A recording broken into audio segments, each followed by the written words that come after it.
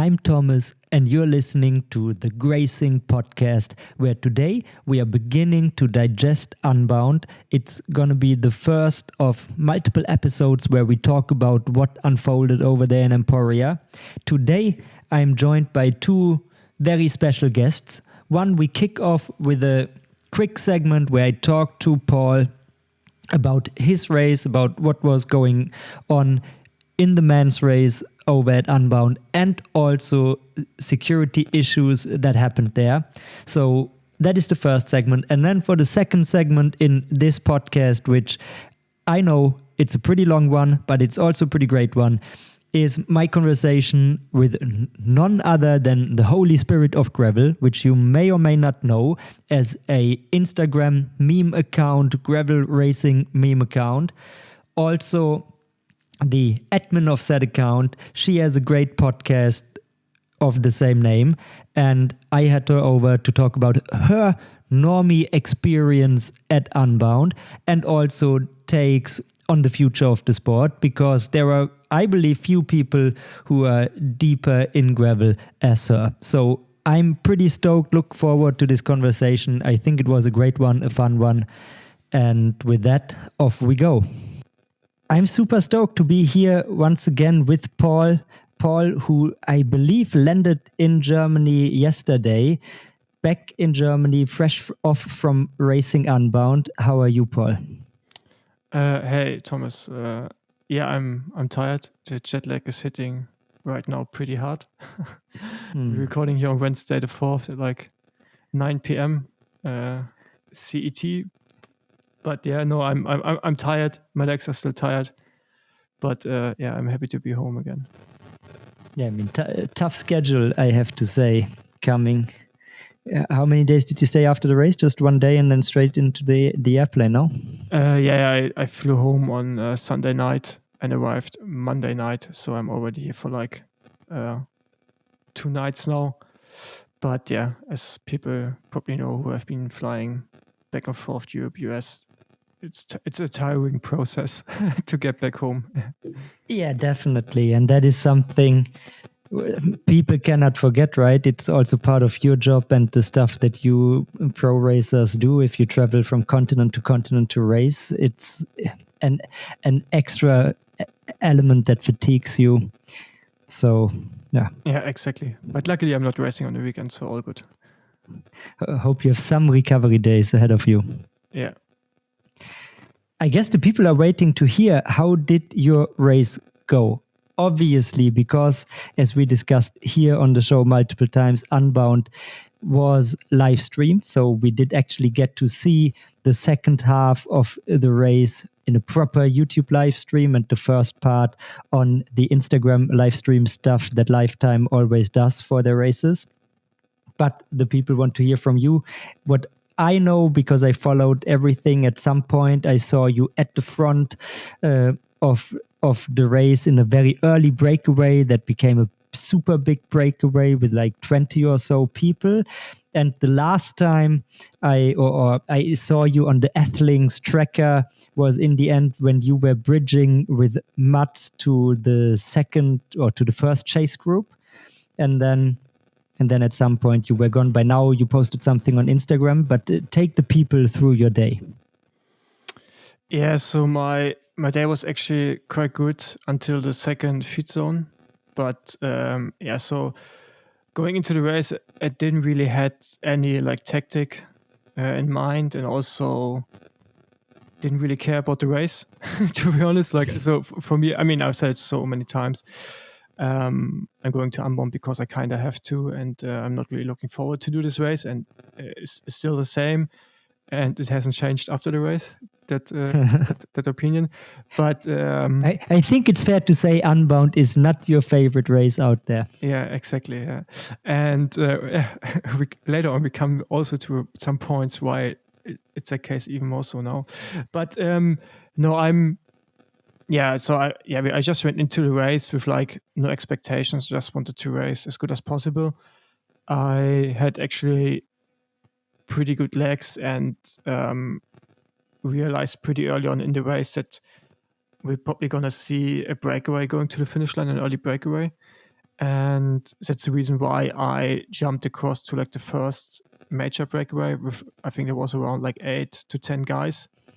I was riding across to that group, and in that group there was already Jasper Okolon and Brandon Johnson, so on. There were already like a few hitters in there, and Absolutely. I was in the live stream, and then at the point, because then more and more people joined, and it was at some point like a 20 people or so group, and it was so many names in my notes. I have written down a fair amount of them, but whatever, like you say, really strong guys in there. And I was like, damn, the winner is maybe coming from this breakaway. And I posted it in the live stream chat even. Yeah. But yeah. Yeah, so that breakaway was working okay together until like the point it became bigger and bigger. And I mean, then one point Mats with Schmitz joined with Tobias Kongstad. Then later on Peter Vakoc. I think the last group came on was with Vakoc, Keegan Swenson, and Alexei Vermeulen. And yeah, as soon as Keegan was in the group, like kind of like no one wanted to work like really fully anymore. And I don't know at how many Ks that was, but we already crashed for quite a while. And I also have to say, the speed until the first feed zone was insane. We had far more than like 40 Ks average per hour for like the first hung with 13 Ks. And it was just like mental, the speed we went. And I wasn't even going full gas, so like I wasn't on the limit. But we still went so fast. Of course, we had tailwind, and like the surface was quite hard packed because of like all the rain they had like in recent weeks, and then the strong sun we had like 2 days before the race. It just made it like so fast, and it was really strange because suddenly you're racing speeds you normally know from road racing, and then going through through some puddles and like still have to look out for stones and single tracks, double tracks. So it was still quite challenging and demanding, but the speed was just insane. So yeah, we went. And how tricky were the conditions? Because I saw multiple people, including Keegan. He crashed in a rut, and also in the women's race. I don't quite recall who, but multiple people crashed in ruts. Yeah, I think Keegan crashed, I think just before I went across to Mats, then to go across to the chase group. It was quite late in the race, but yeah, it was dry most of the course, but there were some bits which are low maintenance roads, or yeah, I think they're called like that. Yeah. And these were still like wet in some bits and slippery and really, really slippery. And most guys were on like kind of semi slicks. So therefore, yeah, everyone was just sliding around, and it was a crazy thing because you went down like these hills on like this muddy pits and bits, and yeah, with like 50 k's an hour, and you just like your bike was just all over the place, and yeah, so therefore there also some crashes happened, but yeah, regarding with the groups and how like then the final breakaway got away, it's just like as Keegan came across, as I said, like it all like slowed down a lot. No one wanted to work continuously anymore. I have to say that Mats Schmitz was always trying to organize the group, so he was like really keen to keep it going. And before we come later on to it, I think he was also that day probably the strongest rider, even though he didn't win. But the efforts he had to do to close certain gaps and the way he was riding all day was quite impressive, I have to say. And but yeah, then at one point the winner attacked Johnson. Johnson, yeah. He just to get attack, and then followed by Simon Pilaud. I mean, Simon already mentioned before the race that he wants to deliver a show, and he most certainly did that with I don't know how long the breakaway was, but yeah, these two guys were gone, and then behind them just numerous attacks started. Then it's just like on road racing, one attack, another goes, another, and suddenly you have like, I don't know, 8 guys, 9 guys chasing the front, and those 8, 9 guys up the road chasing, there were like 5 or 6 hitters in there, they all could win this race. But as we don't have any radio, or we don't get any like informations really from the motorbikes, except for maybe time gaps, which are kind of okay or like accurate, but you never really know who's in front. So you kind of have to figure out who's in the bunch, who's not here, and you have to make your mind everything. All right, I think he's in front. I saw him attacking, blah blah blah. So then you kind of could like get the group together, which is most likely in the front. And if when you mentioned time gaps, like on the live stream, I saw multiple people, including Simon in the front, but also several of the others, regularly being on their phone, texting or doing voice messages. And that is really an element nowadays in the racing, no? Because you don't have the radio. People communicate with their phone with the people in the pits. Usually, mostly what I saw was ahead of the aid station. So people, I guess, communicated what they need and what not. But do you also check like time gaps on your phone or something? Do you have Athlinks open? No, I didn't check the time gaps directly on my phone. I was actually asking my family WhatsApp chat. So I asked to do it for you. my siblings to give me time gaps, but I was just after Alta Vista, so quite late in the race. Before that, it was chaotic, and you don't have that good phone reception anyway. So, and I think most of the guys were just communicating with the pit crew. They're trying to give them information regarding like what they need in the pit or something.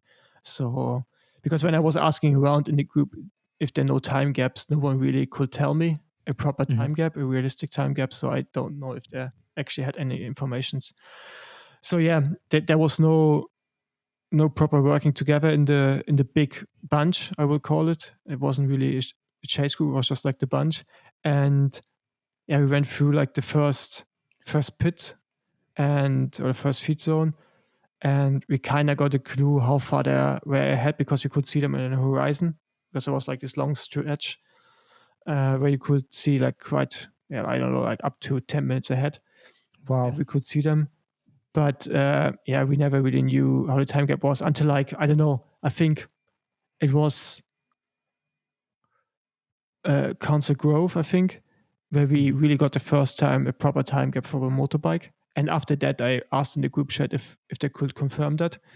And yeah, they told us, I don't know, like 9 minutes to the front or whatever, and 6 minutes to the chase group. So like a ridiculous number, and where everyone was like, fuck, okay, the race is over. And okay, so but you didn't know before then? No, we knew it's a decent time gap, but not like that big, you know. Okay. And yeah, obviously then we kind of start to speak to each other.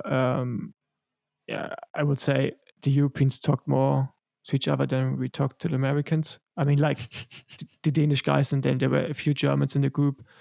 We kind of try to make it work in the group, so like that everyone is like doing the turns. But I have to say, who is skipping the most of the hitters? Yeah, I'm not gonna mention names because they probably don't see it that way. But let's say the guys coming from the road and have a European passport, they definitely knew what to do, and some they didn't, or didn't want to know what to do, and that was really annoying. And because like in these races, it's like you kind of realize who's always shouting to, hey, we should work together, but then who's also the first who's not working. And it's usually always the same guys, and it's just annoying. So I was actually happy that like the paranormal guys were there, and then also there was a racing circle guys, they all knew what to do, and we kind of tried to make it work. And it was actually, in some bits was fun. Like after Cancel Grove, there was this long stretch with like proper crosswind, and we just went into the gutter, like proper Belgian racing. And I actually really enjoyed it. It was hurting a lot, but I was really enjoying that because it felt just like on the road. It was just fun. So nice. Having these guys now in the races, it's just actually nice because it changes the dynamic. Gravel echelons becoming a thing. Yeah, it definitely became a thing at Unbound.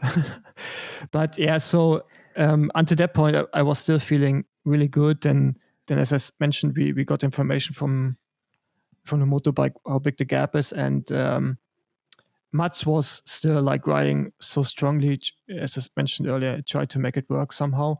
And on one point, he started to attack the group. He went away from us, and we actually started to kind of work together in the back, because suddenly we had again something to chase, which was just in front of us. Then you could see that Mats is slowing down because he realized he can't get away. But I think And I it was think he's the one European guy that, because I listen to much more gravel podcasts than you do, I believe, and he has been talked about like everyone had mutts in their favorite picks and so on. So I think he was the one guy from the European hitters, quote unquote, who got chased down and marked by everyone. No.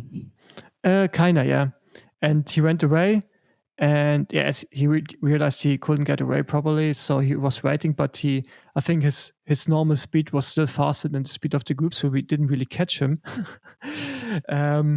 I think then Keegan at one point crashed before we went through like this little river. Before then, there came a really steep climb. This was maybe like I don't know, like around 20 k's or 25 k's to go before the second feed zone. So around, I don't know, around 200 k's, a bit more than 200 k's. Anyway. Yeah, the shame is that during all this part of the broadcast, not to get too much into the critique of the broadcast with you here, because you obviously couldn't watch it, but we never saw the main group during all these stages. So I was checking the Ethlings time gaps while watching the live stream, and I knew that you at some point were away with Mats, but yeah, we never had pictures of it. That was a shame. Yeah.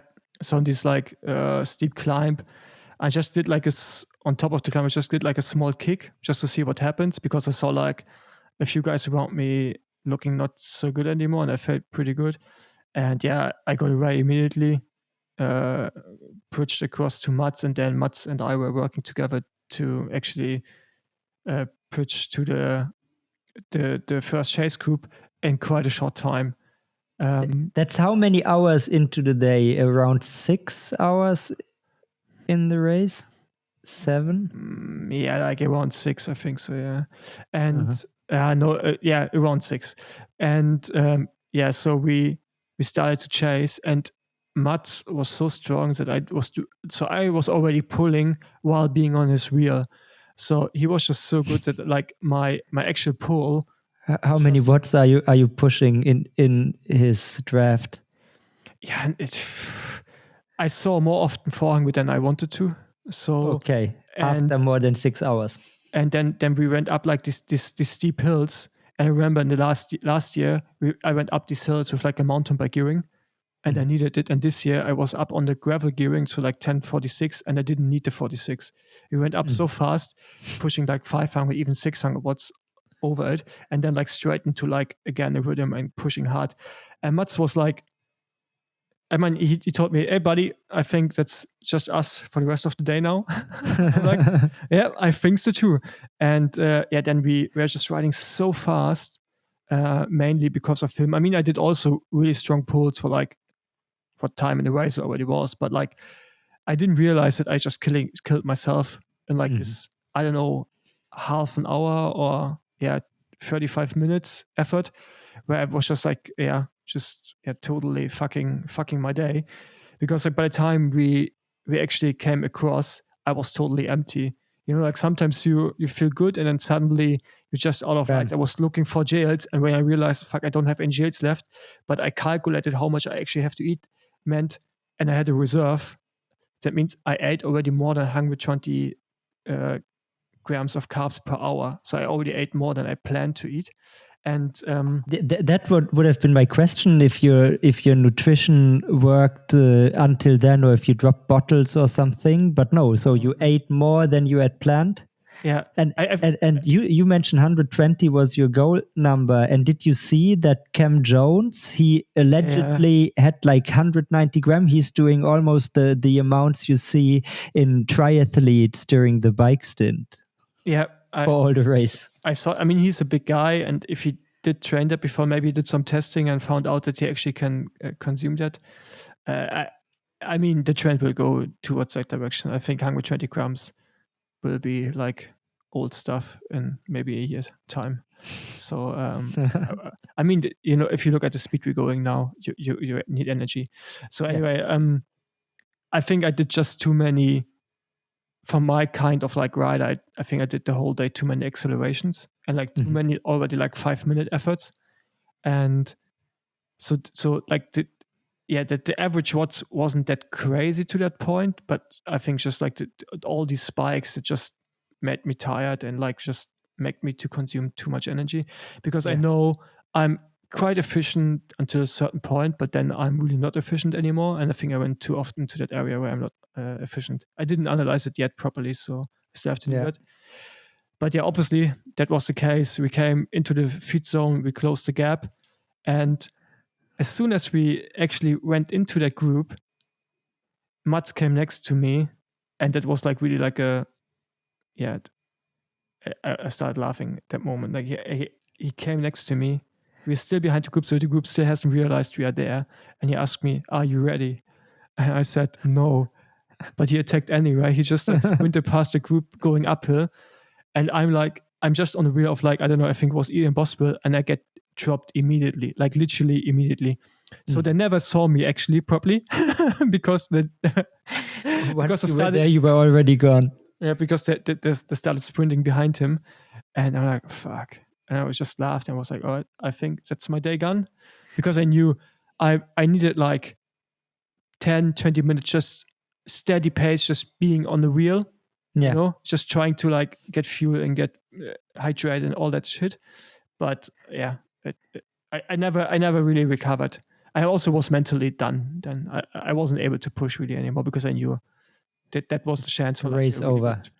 for like a really good position was over. And from that. Yeah, look, at this moment I was stuck in front of the athlinks, and there was so I think it was like at the 169 mark or so that you were away with Mats.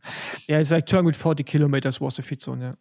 Yeah, and then I was seeing you were there, and the next time gap we get, I see Mats, and then the next person pops up, and it's not you. And then there were two options, because for a long time, when the two guys, Cam Jones and Simon Pelot, were away, very often none of them, and later sometimes only one of them, was timed in athlinks, because apparently one had a problem with the timing chip. And so I thought, okay, either there is a mechanical, the chip is broken, or you really had a big issue and got dropped. And then as way later your name popped up eventually, I saw, okay, you were gone. Yeah, so that was just my day finished, and then I tried to get to the finish somehow. It was like the last, what was then 85 Ks was just horrible. I felt I was just warm and like cooking in the sun. And was it your third, your fourth Unbound?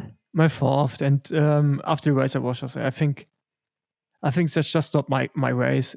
I'm the way I'm racing just too aggressive for like these races. I'm not good in like riding conservative enough, and I'm also not. I mean, I think I'm in a really, really good shape, and obviously I got a bit of talent. Otherwise, I wouldn't be there. But I'm not a big talent or not such a big talent as Mats, who is just, when he's on his day, is just a phenomenal performance. So I think I'm done with Unbound and looking more forward to races which are up to 6 hours. I think that suit me better. All right. Yeah, I mean, it's a topic we often discuss. No, it becomes so diverse. There are so different races physiologically. They are so different. So I guess. The weird thing is just really that, you're riding in like these groups and you're realizing, you're still like, you're not suffering at all. And people around you, like really good riders, who are like really good riders, are suffering and they just can't go fast. They're just getting dropped. But they come past you towards the finish line because they're just riding the same pace. They're able to ride the same pace all day long. But I think I'm just like, in some situations, I'm like just feeling too good. I'm just able to go too hard that I'm, just. But then maybe you should, maybe your first intuition of the day, because in the beginning you said, I felt like the race will be won from an early breakaway, and that was maybe not the earliest breakaway. Yeah, but I was like, when the two guys went, I wasn't worried. But when the other guys went, I was worried, and I knew that could be it. Yeah. But I was also poking because, like as the field gets better and better, so like the level higher and higher, you have so many favorites, and most of like the real big favorites were still in the bunch. Yeah. But some of them, they just didn't want to work at all. and by the time I realized that it was already too late, and I knew also that, like, for example, Jasper Okkelon is probably on a good day. He really prepared for this race, and Brenton Johnson is always good. So I knew there are a few guys in front there, and Ian Boswell, I saw him 2 days before, and he looked bloody lean. I knew he probably prepared for this as well. So you could say it was a mistake to not be there, but you can't be in every group. So No, you cannot. But I think, like you say, maybe it's not the race that you are the best suited for. But then probably you could, if you would have been with the first two guys, you wouldn't. Many ifs, like a day like Unbound. It's a big if day, and I think it's so hard to win. I remember when Vermeulen and Payson McElvin, they did a podcast together, and they no, it was Dylan Johnson and Payson, and they were discussing whether 25 or 50 guys of the guys being there can actually win it, because there are so many factors. And actually, one thing that I wrote about after Trucker 360, when Toby Kongstad won with this 150k solo, was already, if we will see more of this in gravel. And now actually both the women's and the men's Unbound have been won from relatively early breakaways, not like the full distance, of course, but from breakaways. And that leads me to a question for you.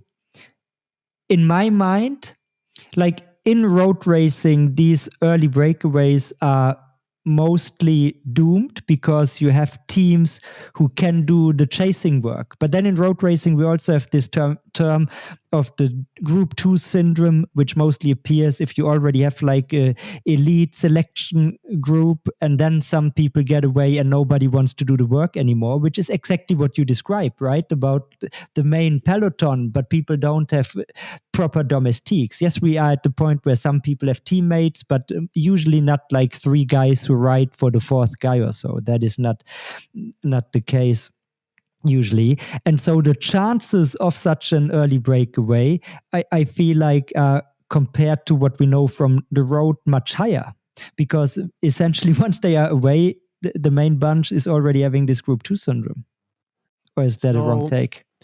No, it's a right take for the moment, but I think that will already change next year. So what we have seen this year, I think for the women it will be like that for maybe 2-3 more years, because they're just missing the amount of like top level riders as we have now. And what you mentioned before is like having 25 or 50 guys who could potentially win it. I think something in between is probably true, because like no one said Cam Jones before the race will have won. Nobody would have probably counted like 30 guys before him. Maybe not 30, but like quite substantial number before him. So I think, yeah, that's right. But what we have seen this year was just possible because we come to it later. So, like in the past, in an Unbound, it was always the case that like if a group went up the front, it was not really a problem, because on one point in the race, like midway, the guys who were left were all strong and they all knew each other. They all knew we have to keep working now together to go to the finish line. There were maybe like 10 guys, 15 guys. Now, these days, we have like 20, 30 guys, even more, 50 guys being still together. And in these 20, 30, 50 guys, you will have now guys who have actually a teammate up the road, which was the case. So like in our group, we are like 2-3 guys, really good guys. They actually had guys up the road, so they didn't work. They actually, how do you say it in English?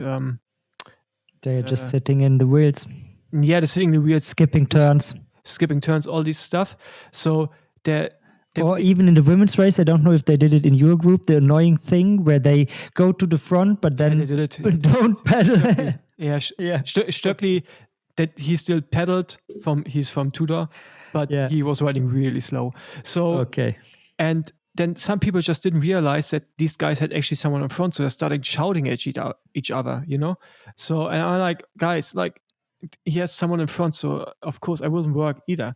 So I think this dynamic we have at the moment, where it's like still everything is like uncontrolled, and you have like not that many teams, but you have enough teams to like make it a chaos. So what we have seen this year I think will not happen. Maybe next year, because I think we will see a switch. I think next year already, because I know some planning on doing like proper teams, also like bigger companies. If you're not seeing it next year, then in 27. But latest by then, the dynamic will change and will go more towards a road race. I'm 100% certain that will happen, because like the dynamics this year was so strange. It was like a road race without having teams, and then starts the chaos. There was not enough guys to actually control. To keep the control, you had to work yourself. But like, always someone thinks he's smarter than the others and is skipping turns and sitting in the back. But obviously then the guys who taking turns getting annoyed and not turning anymore. So look, the big favorites. For the big favorites, it becomes almost impossible to win Unbound. I mean, Unbound in particular, because there is not this selection point, right? There is not the one big climb towards the end where the strongest will prevail, but it's like just rolling hills all day long. And the only one who could really make a difference was Mats, because he was the only one who was able to bridge across to actually fight for third place. And I was until like a certain point. I don't say I was one of the strongest in the race, but at least at one point I could make a difference and still opened up the race. I fucked myself and I finished 32nd or something. So that doesn't count. But Mats definitely was strong enough to still make a difference. But he was the only one. And the rest, who are also really good bike riders, were not able to do that. Yeah, and like there comes the point where having domestiques would definitely make sense, but also I think it all comes down to the structure of teams and who is getting paid what and for what. And currently, even those teams that are of course it's solvable. But once people get salaried and they get hired for to be a proper domestique, then that is the case. I mean, we have some cases of this, like Tobin is pretty much Keegan's domestique, and he's hired and paid for that purpose, but it's one, and that is not enough to control 360 not 360, 360 kilometer, no, 326, 325, 200 mile, but so I mean, like the team, the SWAT club team that tried to control it a bit, they had a guy in front, but he got a puncture, and then they kind of ride together, but like they were not really strong enough there anymore, or maybe not the right guys were turning. But I think we will see that more in the future. And I, for myself, I'm up for it. Like if I would be in a team structure and I know someone is stronger than me, I'm fine with working. And if like I'm also sure that we will see teams forming, because there are not so many guys on the same level in gravel that you actually are able to build teams around leaders. And that again, that happens faster than I expected. But I think this year's, as Unbound is every year like a big learning curve. Last year was the tire size. This year people actually sized down again to like gravel tires for whatever reason, and the tactics were suddenly totally different because the speed was so high. And I think we will see an adaptation for next year again. We could do a tech episode at one point talking about this whole topic, but because it's already super late, as we mentioned in the beginning, probably we skip this for now. But I think there is one topic that we still need to talk about, and it's security. There was a pretty prominent crash, and probably, do you want to tell the story because you were present? I just know the Instagram post. Yeah, so the rider Klara Sofie Skovgaard Hansen, from the Kenya collective team, she crashed early on in the race quite hard, so hard that she couldn't continue riding. She was then lying on the roadside. I think you have to say it like that, for like 90 minutes. Two other riders were staying with her, Louise Valentine and Lucy Hampstead, stopped with her to look after her. Then it took 90 minutes until someone came with a car to help out, but not an emergency vehicle. And it took in total 2 hours until an ambulance came. And I don't know exactly where it was. I don't know how the phone reception was at that point of the race. But obviously someone was able to call someone, otherwise no car would have been able to come there. But I find it, to be honest, ridiculous that it took so long to reach her. And It's shocking. what I really don't understand, and I don't want to compare to other races, like to what happened last year at the World Championships and so on, because every race is individual and every situation is individual. So it's really hard to compare. But like Unbound is such a big event. Like most athletes, at least I pay $300 or whatever, like around that. So there are a quite big number of people taking part in this event. Then there's like a big expo where a lot of companies paying money to be there. So that's like a multi-million-dollar event. Yeah, I don't know how much they're making, but that's most likely make a few revenue, definitely. Yeah. And they make a big TV production, or they try to make a big TV production, and then the end, what should be the most important before we're even talking about prize money, have equal races like safety. And to be honest, I thought if someone's crashing, that they have like a helicopter somewhere on standby on site, somewhere in the countryside, which is able to reach points, because where we're racing there's hardly phone reception sometimes, and also like it's really hard to get there. But obviously that was not the case, and I find it, as I mentioned, ridiculous, and I find it also unacceptable. I find it acceptable as I pay so much money to take part in a race, and then if really shit goes down, it can happen that it takes hours until someone reaches me. And at the biggest gravel race in the world, they always talk about we are the biggest race in the world, and then something like this happens, that is not acceptable. And I think you can't find any excuse for that. You can't say we have to learn from it. That should be in place from the beginning. That shouldn't be an option for next year. That should be in place in general. And I really don't get it. And that really pisses me off, because like, I mean, it's in Europe the same. We have really big races in Europe where I'm also pretty sure if something goes really wrong, the emergency vehicles are not as fast there as they should be. And I have to say, in Germany, a lot of races not happening because, I don't know, like the police can't be sure to have a safe race and whatever, you know? So like, that's also annoying, but at least you kind of know if something happens, you are as safe as possible, you know, that they have to have a certain standard to organize a race. But obviously that's not the case there. I'm sure they will have some explanations for this situation, and I saw already some articles about it.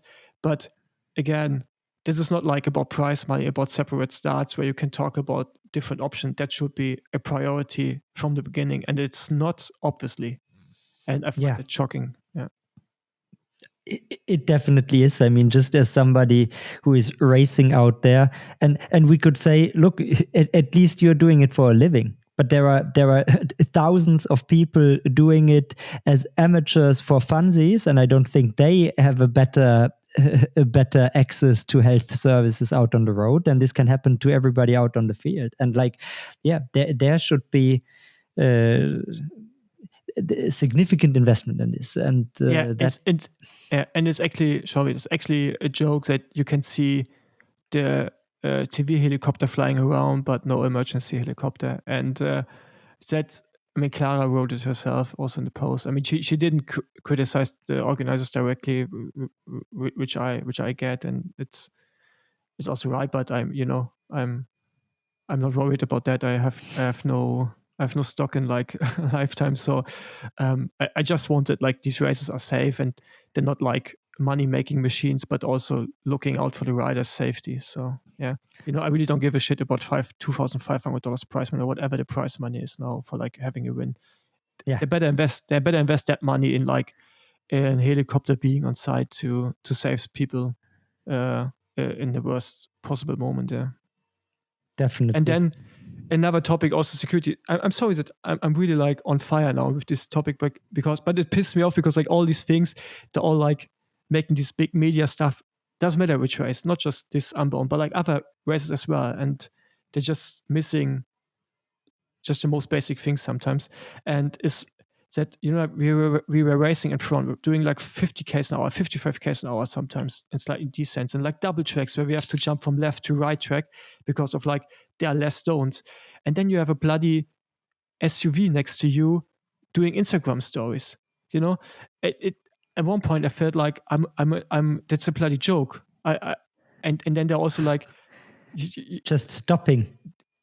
No, Stopping randomly at the bottom of the descent in one of the lanes. I saw this happening because I watched the Instagram stuff, and that was so scary. And that as well, but just driving next to you, or like you have two SUVs next to each other in front of you for whatever reason, and like they're giving so much slipstream to like the bunch that people getting dropped off the back wheel because they're in the front. They're just like basically riding behind the truck, and having so much slipstream. And it's just like I felt like in a circus on some points where I was like, what are we actually doing here? Like, is that just for like to amuse someone there watching at home? And is everything doesn't matter, like safety for a matter?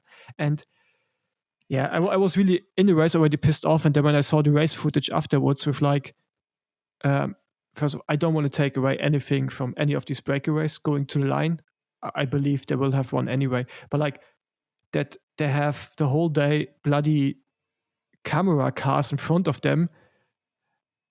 Honestly, it's like, I mean, on the road, we have this discussion now since years, and there were so many studies showing the impact of like slipstream, even if the car is quite far ahead.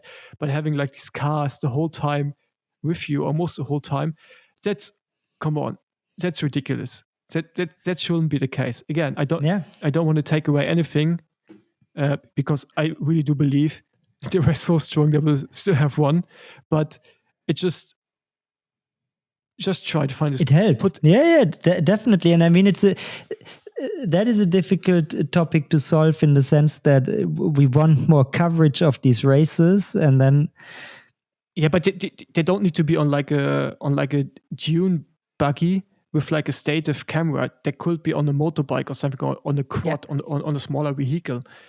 Like if it's too I do get that we want like nice pictures and so on, but you have to think always about safety in my eyes, and also about like that should be top priority ahead of everything. And then also about like a fair race for everyone.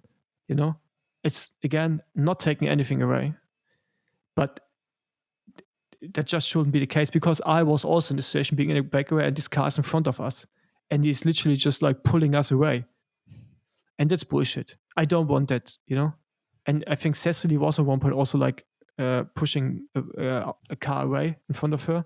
Yeah, it just shouldn't be the case. So I guess that's something. I mean, that were the top comments in the live chat. They were when we saw the footage. So many people were making remarks about how can these cars be there and what's happening. Everybody's drafting in these cars, and the downside of the cars, they created a lot of dust. So that was probably the negative you had to take. But yeah, I mean, that's something to learn from, and you can improve that. But as I said earlier, everything regarding having a safe race, that should be the priority in the first place, and not something to consider for the next year. It should be something which should have been in place in the first. To be honest, I was shocked. I saw on a few occasions, vehicles coming towards the riders, the racers, in the footage, and I don't assume they belong to the race. No, they actually, some of them speeded up. They were quite unhappy with us. Yeah. And I don't know, that was so dicey. Plus, then the apparent lack of ambulances that can be there quickly. And like you say, I assume if we would look at the security concepts of many major gravel races, they wouldn't do much better. And I mean, we have this discussion on the road, but that's also, if they do a bad job on the road, that's no excuse for gravel to be a bad job as well. And I think especially if you do race in more remote locations, you need to think even more about it, because it's probably there are locations on the track where it's tough to reach people, and then you need a plan for what happens if something happens to somebody in a super remote, hard to reach location, right? If there is a single track segment that is technical, you need a way to get help there quickly. And I think there we are also now at the point where we kind of probably needed a governing body, because you need an instance who says that are the rules, that are like the requirements to have a race. Yeah. And maybe not a for-profit entity like Lifetime itself.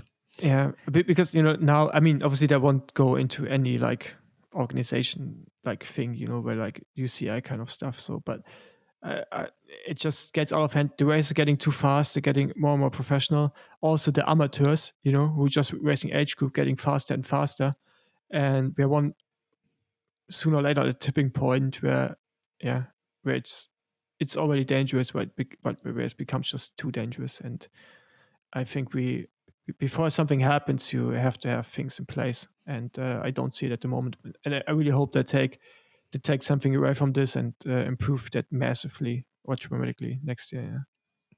Yeah, definitely. I mean, look, in Klara's case, I mean, luckily it was quote unquote only a broken bone. And nothing life threatening or so. So she must have had super bad 2 hours out there.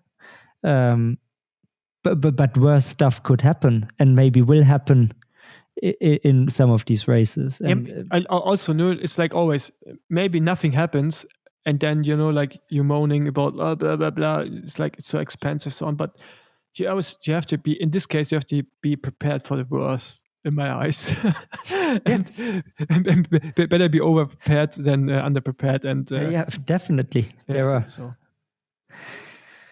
homework for the organizers. Yeah, yeah.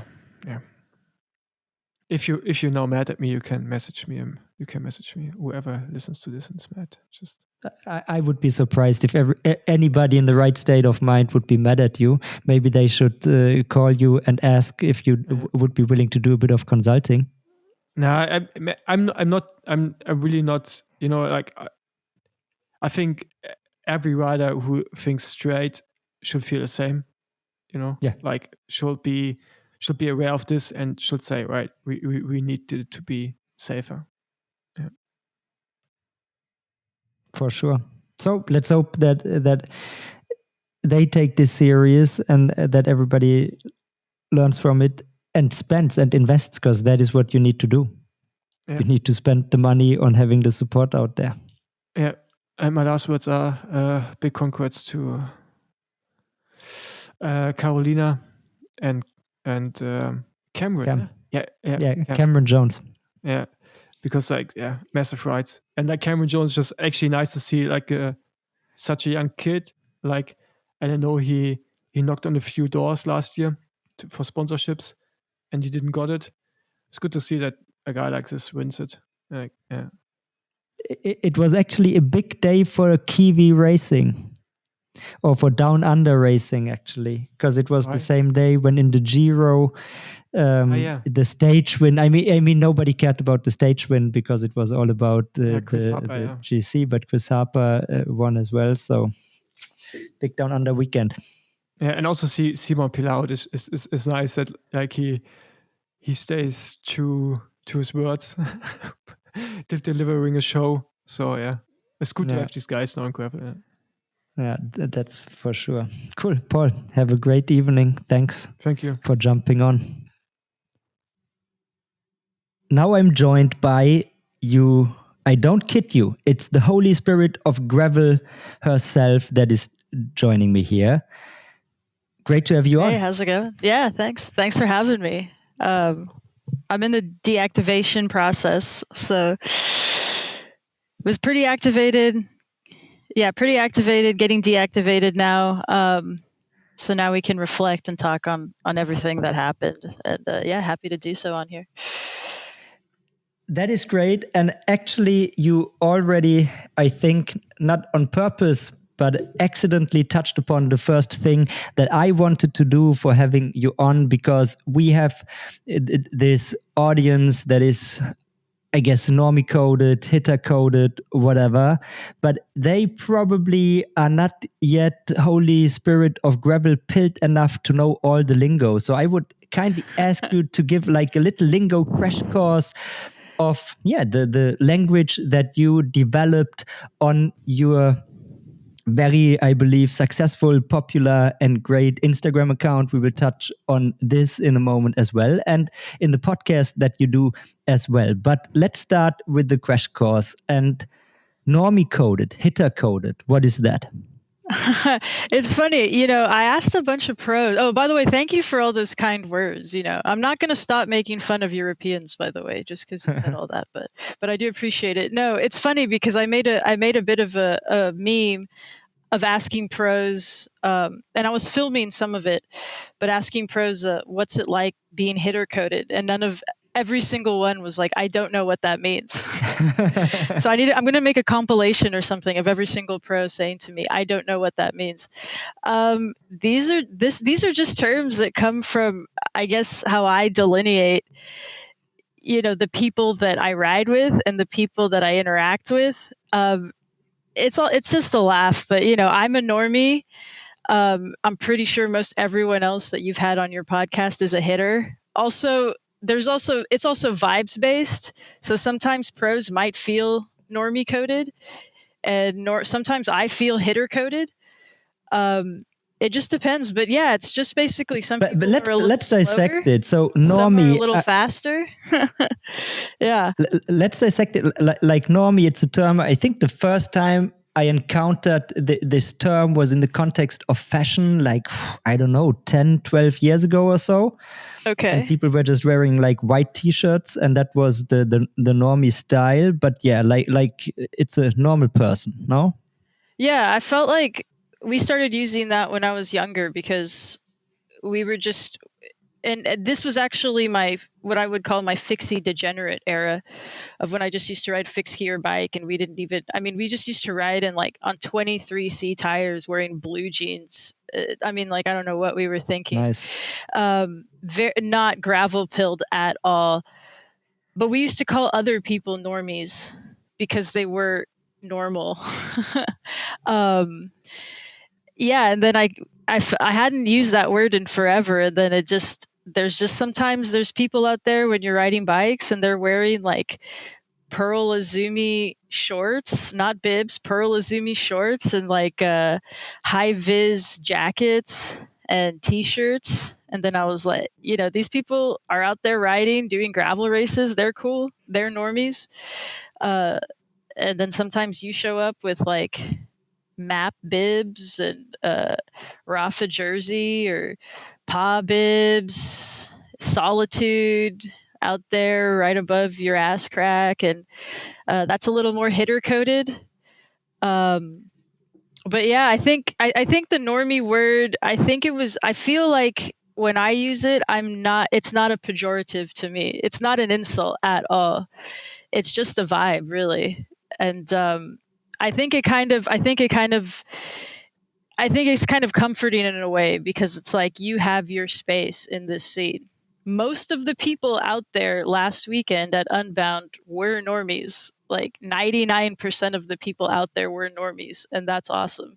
And And then that's, there by the was, way, one of the reasons why I'm so happy to have you on, because like there are two different worlds almost within gravel. And as you alluded to, what we cover a lot on here on Gracing is the entire hitter coded segment and the pro gravel racing. But I guess one of the distinctive things of gravel is that these are mass start, or even though not technically mass start anymore for the pros, but still like you have normies like us and pros doing the same event. We will definitely come back to this, but before we get too much into the details, let's stay a bit with the crash course, because something you already used is the next term on my list. What does it mean to be pilled, white tire pilled, sprint pilled? What's that? well, that comes from it's sort of like reclaiming internet terms that I think maybe were a bit controversial in certain sectors. So like red pilled meant it comes from like the Matrix, like the blue pill and the red pill, and red pilled meant like accepting, the truth, and then you got to black pilled, and then these kind of got co-opted by like weird subcultures, and then now it's just a way to say like I've accepted this stance, or this, I'm wide tire pilled, I'm mass start pilled, um, I'm grassroots race pilled. So there's some people that will never go to an Unbound. will never go to Traca, and that's fine. They're grassroots pilled. But yeah, pilled just means that, you are of You took that the pill. ideology. Yeah, you took the pill and that's your truth, and that's how you're living. And sometimes it changes. I wasn't always necessarily wide tire pilled. And now I am more so. Not as pilled as some others are out there, but yeah, sometimes you're feeling a little like map bib pilled. Sometimes you want like the pause puffer pilled. Sometimes you're more sand pilled or mud pilled. Yeah, everyone's You different. can be anything pilled. Pretty much. That's- Yeah, you just have to really believe in it. So next thing on my list, activated, or I don't know if you would say that's even the hyperbole of it, but hashtag activated. We even had like an Instagram discussion about it, but explain to the people. Yeah, so I mean, I didn't even know I could get this activated until I went. I didn't know you could get this activated through gravel, but this was my first Unbound, and I've only raced in my home state of Texas before.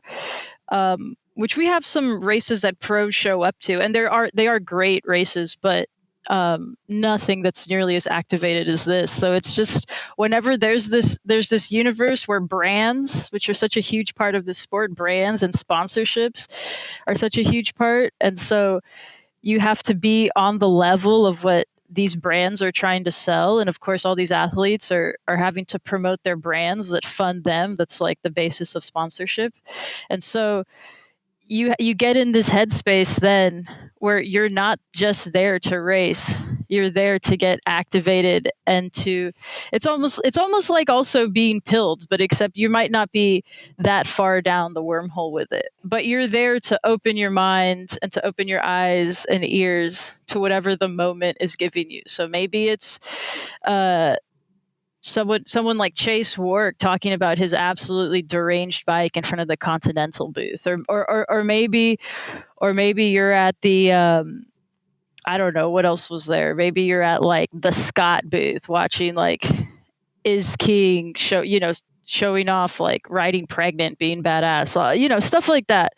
I was even having my own activations on the side of the street, just like meeting people and Oh yeah, we saw and this like on Instagram, and we will get there as well. I mean, me having a background, or once upon a time studied something in the marketing realm, and then I had a company startup in the sports business realm. So there, I essentially learned about the term of activations, right? And there it was more a behind the scenes marketing term, like doing a brand activation. But usually it's just some kind of brand event in a football stadium or whatnot, right? That is where the term comes from. But as you so keenly observed and I think talked about on the podcast, this term really swapped over to the mainstream, and now people know that they are being activated and going to some kind of activations. And like this little exercise, this lingo crash course, which hopefully enlightened the folks out there listening to us talking here, also speaks to what I think you're doing, and quite aptly doing, both on your Instagram and probably even more so on your podcast, which is you basically build a universe around gravel with the language and the terminology you use that really is different from what many other like quote unquote content creators or influencers, if I can use the I term even, create in the gravel context. And as in fact you even are the Holy Spirit of gravel, of course we need to talk about your coming, or the coming of the Holy Spirit of gravel. How did you end up becoming the Holy Spirit of gravel? What's like the incarnation or the activation story, or whatever it was? Yeah, so I guess now we exist in a world where the veil has kind of been lifted between marketing and consuming, and everyone is their own content creator and everyone is their own brand activation, and everyone builds their own narrative and puts it out there. And for me, I guess it was because I was coming across, so I've always been a consumer of memes as long as I've had an Instagram. Like I have a personal Instagram. I hardly ever use it anymore. But I was coming across all these meme accounts. This would have been around maybe like 2022 or something, and 2023. I don't know. Whenever I made it, I don't even remember now. But it was just, it was funny. Gravel was really coming up. It was still way more niche than it is now. Like, it's grown so quickly. But there was all these accounts that were very like roadie pilled, which is fine. And then it was all these funny observations on gravel, and yeah, it's kind of ridiculous and easy to satirize, which is what I take advantage of. But it was getting really, I felt like the space was getting very negative, and I had my own ideas for jokes because I was out there consuming all of this content.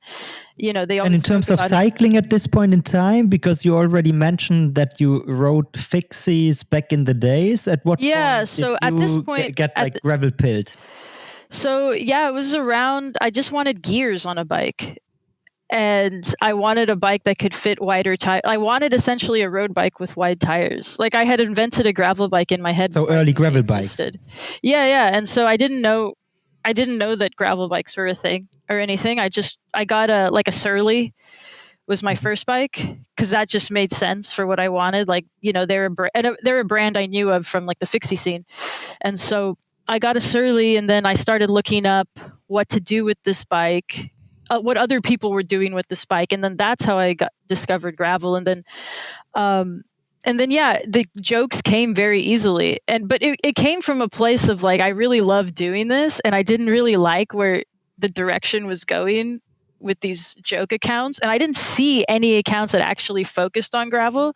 They So, were but just roadie you were not accounts. like, you were at this time not just going to like local bike store checking for a commuter bike, but you were in some level already in cycling culture, embedded in cycling Yeah. So culture, and then you. I've always ridden a bike, and like, I don't come from a world that took it seriously necessarily. Like, my parents weren't cyclists or anything like that. My cousins and I like to ride bikes together, but I did the fixie thing in university, and then at some point I just wanted a bike with gears. So I had always appreciated cycling, but I never really like knew serious ins and outs of the culture. Like, I had never heard of cyclocross till till like after I got a gravel, and people were like, "This is just a cyclocross." I'd never heard of it before. We'd watch the Tour de France, but that was about it, because that's like, they would show that on cable here in the States, but that was it. But yeah, we would do alley cats when I was younger on our fixies. That was like some racing, so we knew about like the Red Hook crit scene and stuff, but it was still very narrow, and I did not know of this greater scene. And then so it was only a matter of time before, because like, my friends and I would just make memes about anything and send memes each other like all day, every day. Like, I mean, real like phone addiction stuff, but just like sending each other like really deranged, demented stuff. And then it started with me just replacing words on memes just to say like feeds, like, and this was the early days of gravel, where like the biggest drama was just like some ex roadie yelling at some like mountain biker because he skipped the feed zone, and it's like, oh my god, the culture is ruined, the race is ruined. And that's like where the phrase "the spirit of gravel" comes from, because those guys were like writing editorials on Velo News about like, oh my god, the spirit of gravel. And like, then I don't think anyone could have predicted where we'd end up now. But yeah, that's where the account started. It was just really funny, but it's always come from a place of like love and appreciation for the sport. And I got into it very grassroots, just started like, got this Surly, started seeing what other people were doing it, looked up gravel routes, like literally Googled Texas gravel routes. And then one of them, one of the more popular ones, was a route from a race. So that was my first ever race I went to. It was called the Castell Grind, and it's still like a really popular one in Central Texas. And that one is completely like normie pilled, grassroots. That one's great. Mass start. Like, I podiumed at that one. maybe because not many people showed up because it was like really bad weather, but hey, it was a good Podium is a podium. a podium's a podium, right? And yeah, so I mean that's the origins really. I just felt slightly insane for caring so much about this niche sport. And also, I guess the thing that differentiates me from a lot of, because so there's races before Unbound, I went to like I'd go to every gravel locos, which is a big one in Texas that pros go to. I didn't go this year because I'm a normie and like I couldn't, it was the weekend right before and I couldn't like cash flow wise just do both. Yeah. But there's people so the first gravel locos, like I went and I was so excited there was pros there. And I was like, oh man, they just go to the packet pickup and you get to meet them. And these are, I mean, just like people that like, you know, that are not famous people under any circumstance, but because they are at that point in time the elites in the sport, I was really excited. And I really like the idea that I'm doing this race and at the same time on the same day there's professionals doing the same thing and I get to be a part of that in my own way. Like I think that's cool. Like what other sport does that exist in? And so there's people that when they were at Gravel Locos, when they were finishing, they just get in their car, like get their burger, get their beer, get in their car and drive home. Because the pros are doing the 150, the 100, I can't remember if it was 100 mile or 150 mile. And I was doing the 100K. So I finished before them. And then, so I'm there and like people are leaving and I'm like, no, I want to stay here and see them. Cause of course I get to do it at the same time and say, but I never see them because they leave before. And it's not like, and I guess unless you get lapped at the very end is the only time you'd see them, but I finished before. And so then I wanted to wait and see them. So that's where I'm coming from. Like this sort of blending of worlds of like normies and then, but you know, as someone that's like, I'd always been into professional sports, whether it was like, international soccer, or like NBA is like a big one. Yeah, that is by the way something we need to also address. Maybe we do it after Unbound because that is what the people want to hear about right now. But there is a little secret society in gravel and cycling, podcasting, YouTube, and so on that is all NBA fans, and I think there is something. But let's get to Unbound. You already mentioned you did, and that's of course the reason why I'm having you on today. Unbound yourself, you did do the 100-mile version of Unbound, so I suppose you'd call it the normie coded event out there. And I would like that you take the people through your time. What was your preparation for it like? How was it to arrive in Emporia? If I'm not misinformed or did bad research, it was your first Unbound? My first Unbound. Yeah, my first time ever riding my gravel bike in any like competitive sense outside of Texas. So yeah, in my first time in Kansas. I'd never been to Kansas before. How did you prep for it? Yeah, prep.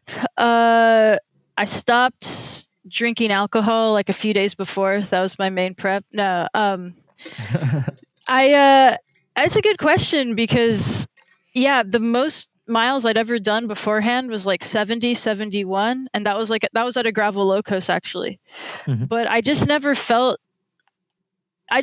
particularly inspired to do a lot of the races around here. A lot of them don't go to 100 miles just because it gets really hot and it's quite hard. And the grassroots ones all top out at 100K. So there's not a whole lot of opportunities in a competitive sense to do 100 miles. And then also just doing it on my own, it's like, then I have to plan the route and like stop and do all that, you know, so I just was never super motivated to do a century before. But prep wise, honestly, the only thing I just ride a lot during the days because the way my schedule works out, it's hard for me to find time in the mornings and I have to be up really early most days. So I don't really do much stuff in the afternoon that might keep me up late. But so in the middle of the days, just riding. And then in Texas where I live, it's really, really hot. And so I just took advantage of that. So I was just riding on our local greenbelt trails because also the big thing about riding around where I live, because I do live in the suburbs, is like the risk of getting hit by cars. It's very, very not bike friendly unless you stay on the greenbelt trails that my city is built, and there's a lot of them, so it's good for that. You can't ride fast on them because people also use them to jog, and like people have kids and walk their dogs on them. So you are kind of capped at a speed. Group riding on them is basically impossible. But it's kind of what I got because I can't be riding these busy roads at 3 p.m. on a weekday. It's just like I'm asking for death. I mean, people get like where the culture where I'm from is that if they see that, it's almost like they have reason and excuse to like run you over. Like this stuff happens. And so I was just right the few weeks before I was just taking advantage of the fact that it was so damn hot outside. Regularly, so the ambient temperature, like on my Wahoo, I don't know what it is in Celsius, but it was like it would regularly be over 100 degrees Fahrenheit.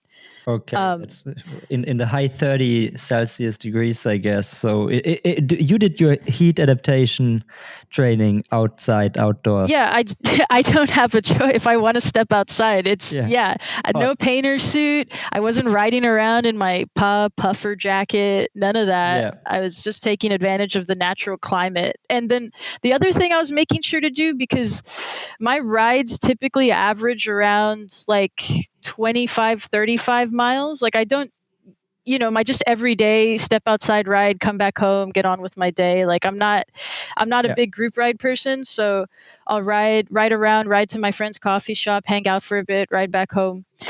So I don't typically have many opportunities. It's not like a big structured training plan. No. Or did you do some secret indoor Swift riding? No. Oh, I have a Zwift, but everyone gets it's loud and everyone gets annoyed with it. So then I can't ride it during the day. But yeah, no structured. I don't have a coach. Don't have a structure. My bike does have a power meter. I don't really know how to use it. It came with it, but we'll figure that out eventually. And maybe on my era to being more hitter coded. But yeah, I have a power meter. Don't really know how to use it, but I was wearing MAP sometimes. But yeah, honestly, the main thing that I think is it might be interesting for other normies is that I did make an attempt to gut train. So because my rides are shorter, I don't usually I'll just have a big breakfast and go out and ride. Mid-ride, drink a coffee, ride back home. I don't typically eat on my rides.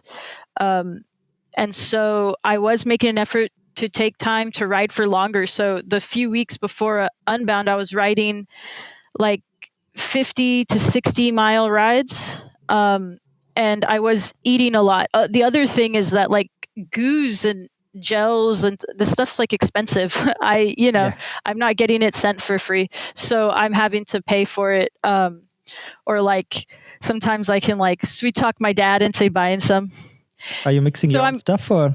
Yeah. So like, and then some free stuff I've had from races, and I've been able to get sent to me just like a bag of like Never Second or like some like hydration mix. And like, I'll only use it knowing that like, okay, I'm going to go on a long ride because it's not worth it for me to ride 20 miles and like use all this stuff. But I did make an effort to not drink just plain water. I was putting stuff in it, whether it was just electrolytes or some carb mix, just to make sure that my stuff, I'm not going to try stuff for the first time there in Emporia. Like that's not going to happen. Like I know enough to not do that.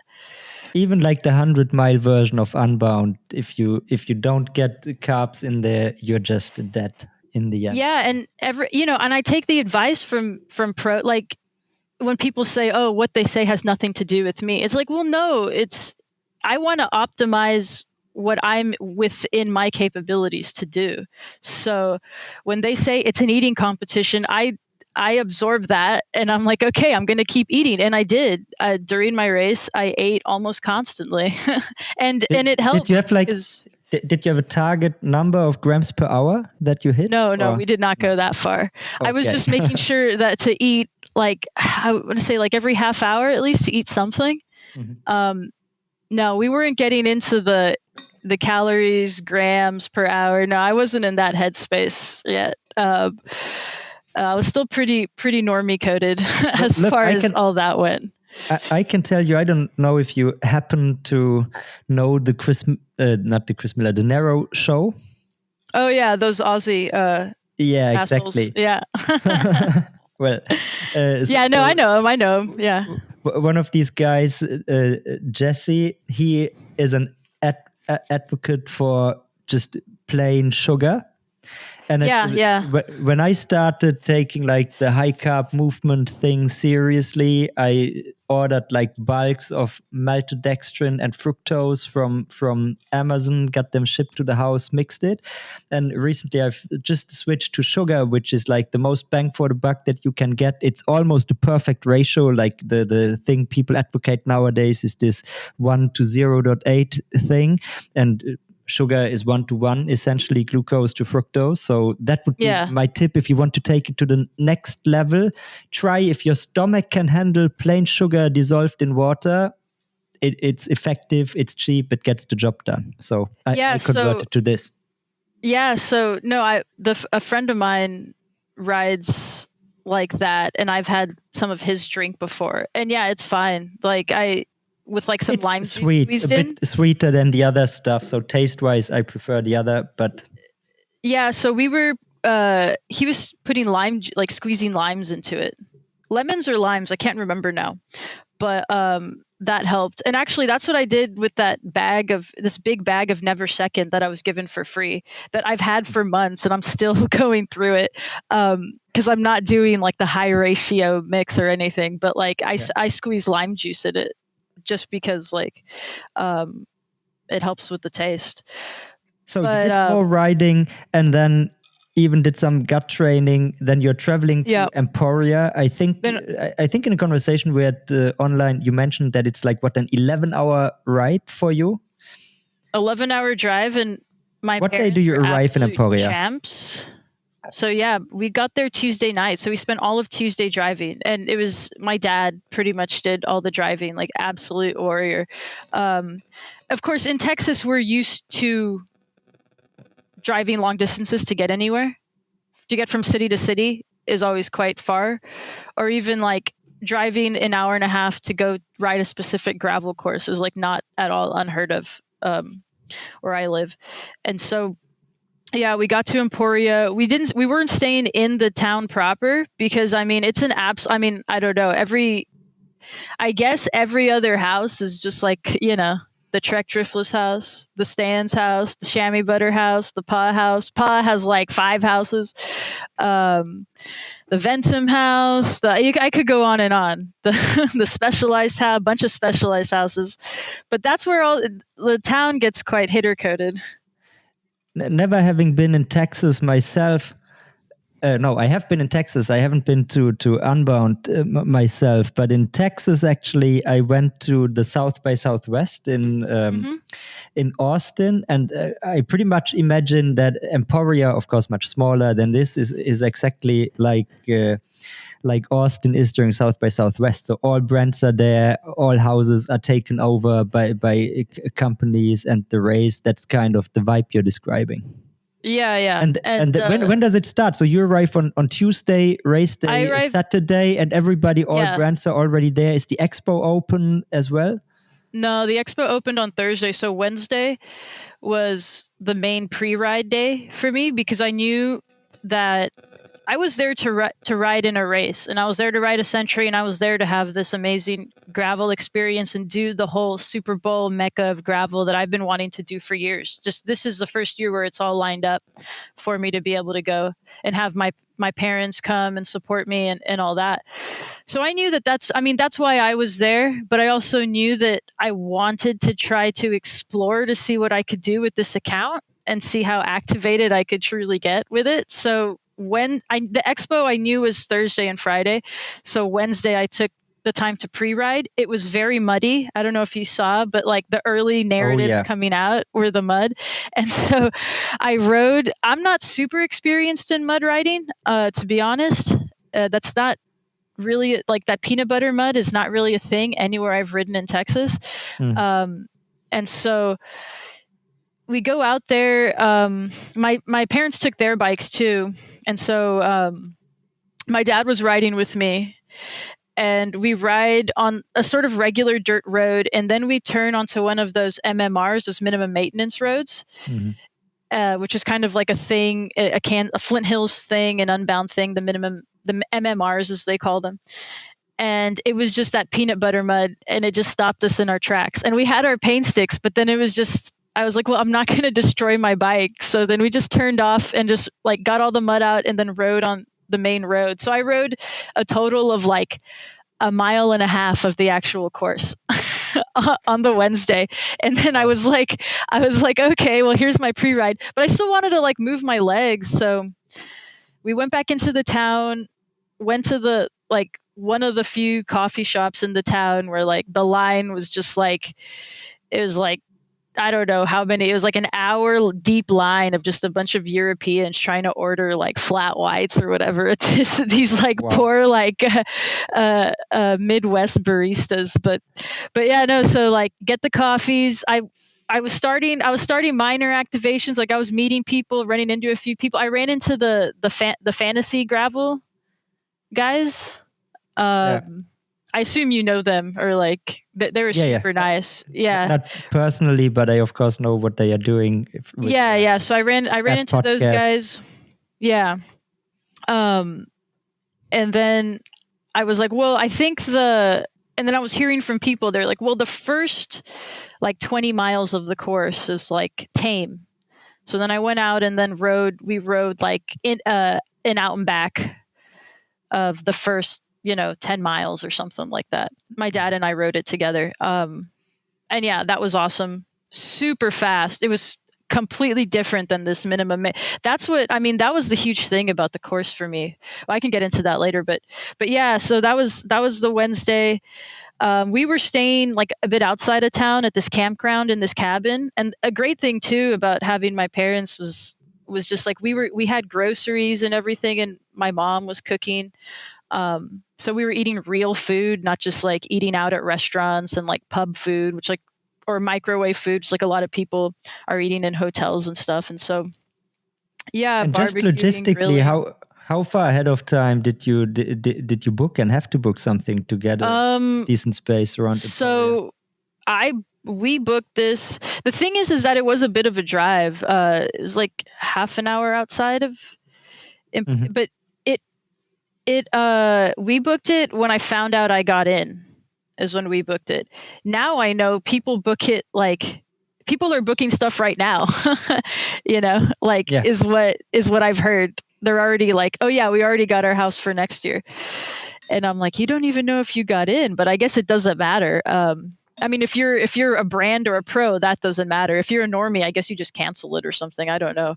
Yeah, I suppose so. In my head, it's hard for me to wrap my mind around making like a financial commitment that far in advance. Like, as much as I'd love to go next year, and I do want to go next year, yeah, I don't. I'm not booking anything right now. Like, that's not happening. I have other things to think about. But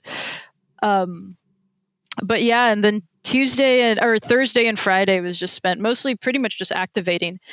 And the main thing I noticed was just like how exhausting it must be for some of these pros that have all these brand obligations and sponsor obligations, and then they have to go out and ride. Of course, the way I perceive it is that part of their job is to be an influencer, and it's clear because they have to post on Instagram. A lot of them have their own content houses seemingly, and they're creating their own content. Some of them are like have their own photographers attached to them, and whatever financial arrangement that is, I don't know. But that's a huge part of it too. They have to be there for this lifetime GP signing session, and they're going to be at the Continental booth at this time, and then the Specialized house at this time, and then however it goes. And that is like some of them, that is the part of the gravel pro experience that really also differentiates it from anything that you may or may not know from the road scene, right? No, exactly. Where a lot of this is taken care of by the teams. And here in the traditional, let's call it by now, I guess, the traditional privateer model, you do it all yourself. You have to do your own content. You have to market yourself. You have to close these sponsorship deals. Then at these main events, you need to be at this activation, that activation. Here's a photo shooting. So, of course, you can try to avoid it. And I actually talked in a podcast episode a while ago to Toby Kongstad from Par Racing, who not only writes for them but also is like in a management function, and that is like probably one of the most professional teams in gravel on the one hand side, but on the other hand side, it's like the folks on the team are still partially privateers because they have their own bike sponsors and so on. And at least they get all the main team sponsors to not have many obligations at the main events as a team. But still, even there, the people on that team still have a lot of different stuff to do that is not just riding the bike and focusing on it like you may be able to on a World Tour team. Yeah, that's something that is very apparent. And let me tell you something about Tobias Kongstad, about the Pa House. No, they're the coolest people. I'll say, like, I got invited to the Pa House just to do a little pop in and just do a little like live in person memeing, I guess. I don't know why. They were like, come over. So I stopped by the Pa House, and like I can't disclose any of the things that were said or anything like that there. I respect them far too much. The team of non-teammates where it's the team house, but every bike is different. Sure. Yeah, they were, yeah, no, that was really cool. For the image that Pa has, which it has that image of like the serious professional Euro coded, that was like one of the highlights of like the non-racing part is hanging out with them for the bit that I got to hang out with them. They were like super down to earth, super low key. Like, yeah, the Pa House was, no crazy shenanigans, nothing that'll end up on on any kind of gossip pages or anything like that. But it was a good time hanging out in the garage with those guys. Right.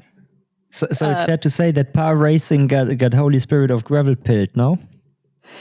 Oh yeah, they already were. I mean, they already were. Maybe it was me getting a bit Pa pilled. I don't know. And now I know. Now I have. Now it's in my head. I have to say Pa, not Paz Racing. So, but yeah, that was. But then, like Toby, I don't know what he explained to me, but because I think even on the record, I asked him, and so now they themselves refer to it as like Paz Racing, but my ex-wife, she's French, and so I just cannot get myself to call it Paz Racing because it's definitely Par Racing.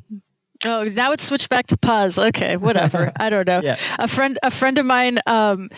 Shout out. I got a shout out, little bro. A friend of mine that lives near me. His name's Hayden Christian. He won the 100-mile race, so elite and U23. He was just like, you met the Paz guys? And I was like, yes. So there's, he's like, I say Paz. And I was like, yeah, we'll all just start saying Paz then. They should get you on their team. So then they could say, you can keep saying, I race for Paz Racing. But, but yeah, no, that was the last thing I did. So I was just walking around, meeting people. It's an expo. I was trying to film stuff for potential like pivoting into some video content I want to explore, and it's all in good, like it's all for the humor, and it's all to see how weird I can get with it and how awkward I can be around privateers and like the weird stuff I can get them to say, just to make something different than everything coming out of there is pretty much a bike check. Yeah. And it's like, let's be honest, all their bikes are like the same. I mean, they're not, but they all have SRAM Red or the XX1 or whatever, or some of them have Shimano. It's like they all have the nicest stuff. They all have, some of them, there's the weird bikes, like the disc wheel bikes, or like some of them, their hoods are turned super far in or not far, but it's all essentially riffs on the same thing. So it's like, I just want to see how strange you can get. But yeah. Let's face it, like 95% of all the pre-gravel, here's my bike setup, Instagram reels, they are just boring and not exciting. Even No, if you are they're into not. bike tech, that is not. And then some guys like Chase Walk or so, they have like a really out there setup, which is interesting. And then I want to give a shout out, but I just forgot. But you see all the content as well. There was one women gravel pro, and she made a really out there video where she didn't show the bike but just had an AI script. That, who was it? I want to give a shout out. Are you thinking of Haley Smith? It was silent and she just pointed at her bike. Is that the one you're thinking of? No, a different one. I will figure it probably out right now or put it in the intro later. But yes, a few people really knew already what was coming and thought a bit further and made something outstanding, but most didn't. So I just think that there's so much room in this growing sport for just how unique you can get with the presentation, because I completely get that they have to do this stuff as part of their job. Like, I get it. That's why I kind of stopped making jokes about like, oh, the captions are so long. Like, they have to write the captions, and like I read, like that's how I learn what's going on, and like what the narratives are. So I get it. Like, it's pointless to me to even bring that up as a topic of like, oh, the captions, yeah, because they have to do it. I get it. But there are ways to make it interesting, I think, and ways to have fun with it. So I was kind of exploring that, running into people at the expo, talking to some brands or something. Like, I don't know. I don't know what I was even trying to do. It's all very new to me. But and then it was time went to the paw house for a bit, got some like hitter coated vibes kind of washed over me. That was like the last thing I did on Friday, and then just went back to the cabin at the campground and like buckled down, and my mom made this like really amazing like pasta dinner, and then like tried to go to sleep early. Was still like a little too activated on Instagram, was still like talking to people, but yeah, the pros wake up at like 3 a.m. I woke up at like 4:30 in the morning, maybe, to have breakfast tacos, which is like, what was your start classic time? Mine was 7:30, but I did want to see at least the women go off, because like that's something I'm never going to see again, like on that scale, so I at least wanted to get there in time to see the women. So again, like a lot of normies do not care at all. They're just focused on their race, but some do. Some other people are like I wanted to see, the elites in my sport, the bit that I can see them on the day perform. I really can only see them on the start line and the finish line, particularly the women, because I never got passed by any women, but so it was really just the start line and the finish line. But yeah, so like the breakfast taco, that's a big thing where I'm from, like Tex-Mex food. Breakfast tacos in the morning, like bean and cheese taco, potato and egg taco, like that's what people where I'm from eat before rides. So yeah, my mom made some, which is great. Shout out, Mom. And yeah, we get in, and like there was nothing super remarkable about, because I've done a lot of gravel races before, just not to the scale. But yeah, just put the usui on, was dialed. Like, my parents just like had to make sure they knew where to go because they were my aid station crew. And then I guess the thing that did kind of not so much surprise me, but I lined up. We left at 7:30, and then at 7 it was already like hundreds and hundreds of people like back, like from the start line back. So I was starting, or I can't even remember now. It's in footage, but in pictures, but I don't even remember what hour I was starting at. But I was like, I'm pretty sure I'll finish before like the 9 hour. But that's just where I walked in, and like there's just so many people there already, and people were trying to get through. There was like some hitter coded 100-miler normies that were like trying to get through, and it's like, you'll pass everyone up. Just like hang out here. They're like, I gotta get to the 6 hour.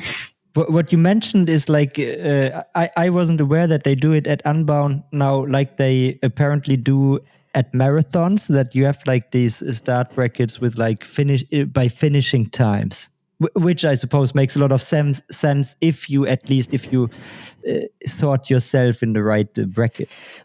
But it's like, there's so many people. I don't even, maybe there's a way to do it better, but like, yeah, I don't know how marathons do it because I am not run pilled at all. We are not, this is Yeah, not, me I am not neither. a run club. I am not a run club person. Oh, me That is neither. like, It's just something I picked up in like yeah, cycling no. content, akin to running content, that apparently that's how marathon starts work. And then No, that's way too. That's even more mentally ill than the road I'm gonna go down. I'm good with gravel. No, but I don't. At some point, I felt like it was irrelevant because it just got so packed with people yeah. that like it didn't even the timings were just like you just ended up where you ended up at some So point. what you're And I was saying, there like half an hour before, and like I was so far back. and what you're saying is, if you want to be really like a hitter among normies, then you got to be there like 2 hours before the start. No. Something. I mean, you got to be like right after like the 200s leave. You got to be like slotting in right there. So like all your porta potty time has to be taken care of. Yeah, I mean that's a part of it too for people that are competing on these in these like in the 100 when it's not so like I guess. So something people they were saying is they want. I heard like the on the ground chatter was like they want to start letting it off in waves because it did start off like it started off so fast. There were so many crashes, even in the 100 miler, that for safety's sake, they wanted because there were like 100 elites, and so and all the hundreds led off at the same time. So they were talking about waves.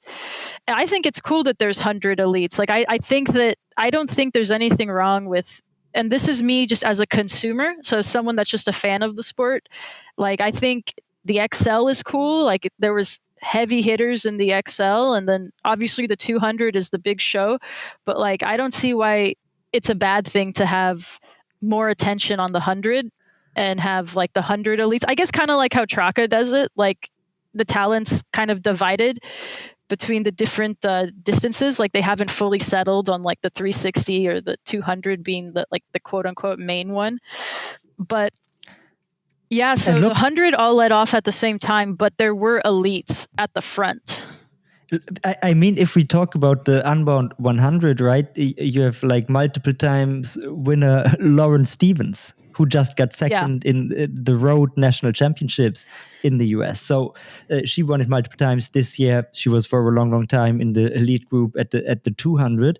And at the tracker, actually, I came around to it because I was more or less in the camp as late as when I wrote my preview for this year's tracker, that I want Classmark to make a big stance on which race is the prime race. But then I think it's just not realistic, especially given the calendar. It's like 1 month plus minus before Unbound. So there are many folks who will not do a 360-kilometer race just a few weeks before Unbound, which is the main event to that day in global gravel racing.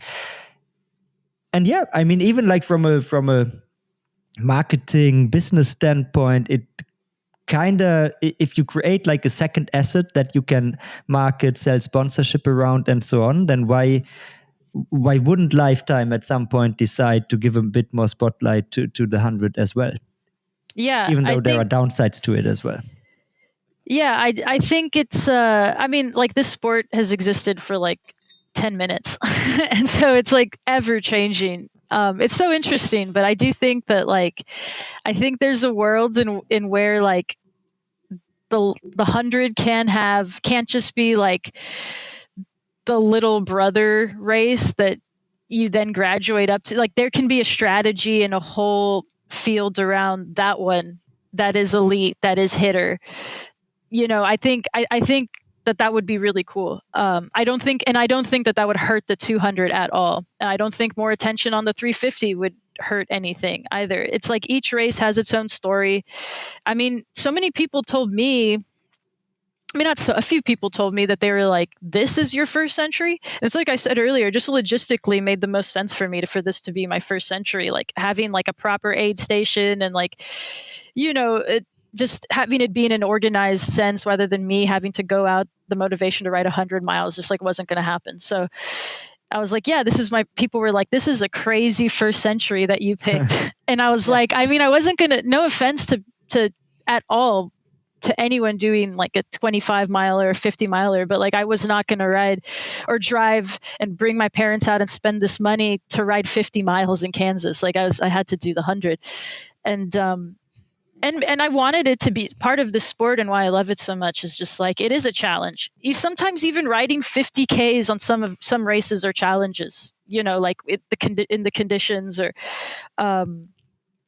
and if you the go full weather, gas. whatever. Yeah, and if you go full gas, exactly. Like whatever your story is, it's hard. And that was one of the main things I went into with it, with thinking, and hearing the stories from pros and also from regular people online and like Reddit posts and stuff, leading into this. And it's just like, it's hard for everyone is what people say. Like the 100 isn't easy. And we have to get rid of this narrative that like, it's the 200 or nothing. It's, it's like the 100 is really hard. This is like a hard 100-miler to do. And, starting out, I had already, quote unquote, recce'd. I'd done my recce ride. I'd recce'd the first, however, 15 miles or whatever it was. And, yeah, super, super smooth, flat, easy, full gas. Like I posted a screen cap of my Strava, and like I was just hitting PRs like on every like 5K, 10K, 20K, 30, 40. I was like PRing, and I even thought at the time, it's like, this is not a good idea. But like I was just in groups, like I just couldn't stop or I couldn't slow down. But it may be an act of God or something, but like my chain dropped. Something between mile like 35 and 45, it dropped a couple times. And what are you shout out running, the 1 guy by or 2 by? I'm running SRAM 1 by Apex Axis normie tier group set Apex. Yeah, and it just popped off a couple times, which is like, it's only happened once before to me. When I've been riding around, like, because I'll take my gravel bike. I've never had a mountain bike in my life, so a lot of my bike handling skills I've learned just like quote unquote on the job, like through racing. And so I've taken, and there's single track on these paved bike trails and jogging trails, these greenbelt trails. There's like single track offshoots, and so the ones that aren't super downhilly and rutted, I'll take my gravel bike on. So I've learned some skills by riding my gravel bike on like single track trails, like behind my neighborhood. Yeah. But even then, I've had the chain drop in like years of having this setup on my bike, like literally years. And I've ridden like proper like washboards and stuff, like where I live, and taken it down. Even like hiking trails, when I did Valley of Tears, I recce'd the single track there that we didn't end up doing because it was like below freezing weather. Anyway, so that, and my chain, so I don't know what it was. I speculate after talking to some people that are more knowledgeable than me about this stuff that like maybe there was some mud stuck somewhere in a chain link or something, like that I hadn't properly cleaned after I had done that mud riding. Yeah. That something had happened, but or maybe I was just pushing mad watts. I was just pushing super hard hitter watts. And yeah, my chain dropped. Shout out to the guy who, as I was, of course, this is the kind of mechanical that takes like seconds to fix, but you do like have It's to annoying. get off and get back on. And like I was in a high gear, and then then have to like shift down and jump back on and start again, and I've lost the group, like whatever. So shout out the guy who was just like, Holy Spirit, because I have like somewhat doxed myself on that account now, like admin revealed, at least know what I look like. So so I was like, hey man, as like he rides past me and I was like, all right, see ya, as like I fix this. So that happens, and then and then getting back on and like starting to go again, and then that's when you kind of like snap out of it a bit and realize like, okay, I've ridden however many miles, this many miles to go to the aid station. And that was really the only time that it ever felt like hard to me, to be honest. Because then I was like, okay, I was out of like the locked in zone. I was out of a group. I was kind of just like drifting between group, like finding people and then dropping them, or then I got dropped, like whatever it was. But like I'd lost my rhythm a bit, and I was like, oh man, okay. So like it's still like 20 miles after my chain drop for the first time, I was like, all right, it's still 20 miles till I get to my aid station. And like, it's funny because in my head, I'm thinking to myself, like, yeah, 20 miles is like from here to like, like one of the places where I get coffee or something. So it's like, it's just like riding from here to there, like on these greenbelt trails that I ride on. So it's like no big deal. But I was just like, okay, it's starting to feel like a bit of a slog. And then it started getting a little rough, and it's rough in a way that I've never experienced here in Texas. It's like, it's hard to describe, but I've ridden in sand, I've ridden in like super like washed out roads, but like the ruts that are created on these minimum maintenance roads, especially because it had been muddy.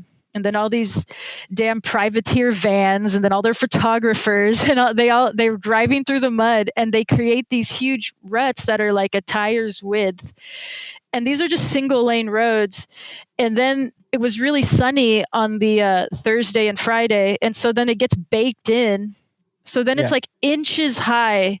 And it's dangerous even for the pros. I don't know if you saw, like Keegan's crash was caused by a rut, he said in an interview later on. And one of the elite women, I don't know if it was G's crash, but definitely someone there also crashed in a rut. So these were tricky. Yeah, and I've just never, and it's like, you know, especially when you're riding with other normies, and in myself too, like I don't know who any of these people are and what their skill level is. They don't know who I am and what my skill level is. So it is smart to give distance and stuff, and unless the rolling terrain, like the nature of just like the undulating hills, is nothing like I've ever experienced before. But so it was just so dynamic is the best way I can describe it. It was just like there was so much going on between the masses of people. I've never ridden with that many people before. The undulating terrain, it'd be super, super fast, and then all of a sudden it gets super sketchy, and then it gets super smooth again. Do you know how quick you're going downhill? Because I just did, like the listeners at this point will have also heard from Paul, but he described how they were going like 55 km/h downhill on these Flint hills. Yeah. At some point I looked down. So on my Wahoo, I just have the map, which like you could have ridden without the map because there's people everywhere, and like, yeah. But I have the map, and I have like my time and my power, which I'm not super clued into like using properly, but I have it anyway on there. I don't have but I do have like the miles per hour in the moment, and occasionally I'd look down to see, and it was like over 30 miles per hour. Which is and I don't even know what I'm hitting. Normie fast. I'm on normie fast, dude. Normie fast, and I'm on 45s because that's what my bike can fit. I'm not even narrow tire pilled. That's just if I put wider tires on, I get really bad toe strike. Look, I bought the first generation gravel bike, and so I'm running 35 measured 37 mil. There you go. Mountain bike tires for back then. Yeah. So I'm riding in what in today's era of gravel are essentially road tires, 45s, because I have the Salsa Warbird right now. That's all it can fit without giving me like insane toe strike up front. That's like really, really irritating. I have like really big feet for my height, so it's just like very annoying that like anything I turn the wheel at any point. Even with the 45s, I get like really bad toe strike. So anyway, yeah, and so I wasn't riding super plush, I was riding the Schwalbe GRX1, one of those, and no punctures. I was scared because I mean everywhere you look there's people with punctures. Like everywhere you look to your left, you look to your right, there's people. I don't know if they weren't tubeless. I saw a lot of tubes out, or they were just replacing tubes, but so many punctures. Oh my god. And so I was super paranoid. Now you're back. Okay. I think we just had a little connection issue here. Yeah, no, so many punctures.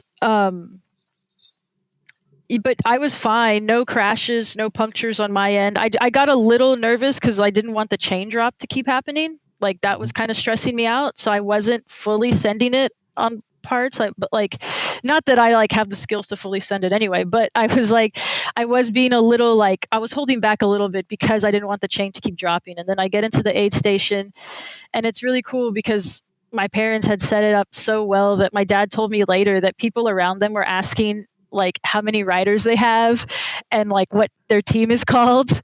And Say no more, because look, I saw a video of your aid station stop on the Instagram, and I thought, damn, that looks so dialed. It almost looks like a Dude. pro stop. And I was wondering, like, is that the level of the average normies nowadays? Do you have to do like this Formula 1 15-second pit stop that you did if you want to? No, if you dude. want to My finish? pit stop was like, no, dude. My pit stop was dialed in comfort. I sat down. I drank a Coke.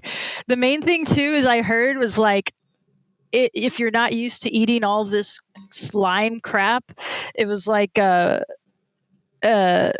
real food. So like I had a sandwich there and some fruit, drank a Coke, sorted. I was like dialed, but I mean, I was hanging out there for maybe like, I don't know, over 5 minutes, maybe close to 10. Used the porta potty, like taking my time. I was running into people and talking to them and stuff. Okay, So I took my pit confusing stop your was video, like, or your video just had like the highlight section of it. Maybe I'm confused. I didn't post a Anyways. video. I posted pictures though of my I posted pictures of my dad like putting ice socks. That was another thing like I learned from pros is like the ice sock thing. Like Yeah, this so, for instance, I remember that. Then maybe from the pictures, I thought it looked like something that took 15 seconds. yeah, because my dad was putting the pictures I have like my dad putting like the ice sock and like helping me put the usui on. No, but that was over the course of like a solid 7 minutes, which is like in hitter time. That's like 2 hours or something. That's like how long I hung out at my aid station. No, but I ate regular food, went to the bathroom.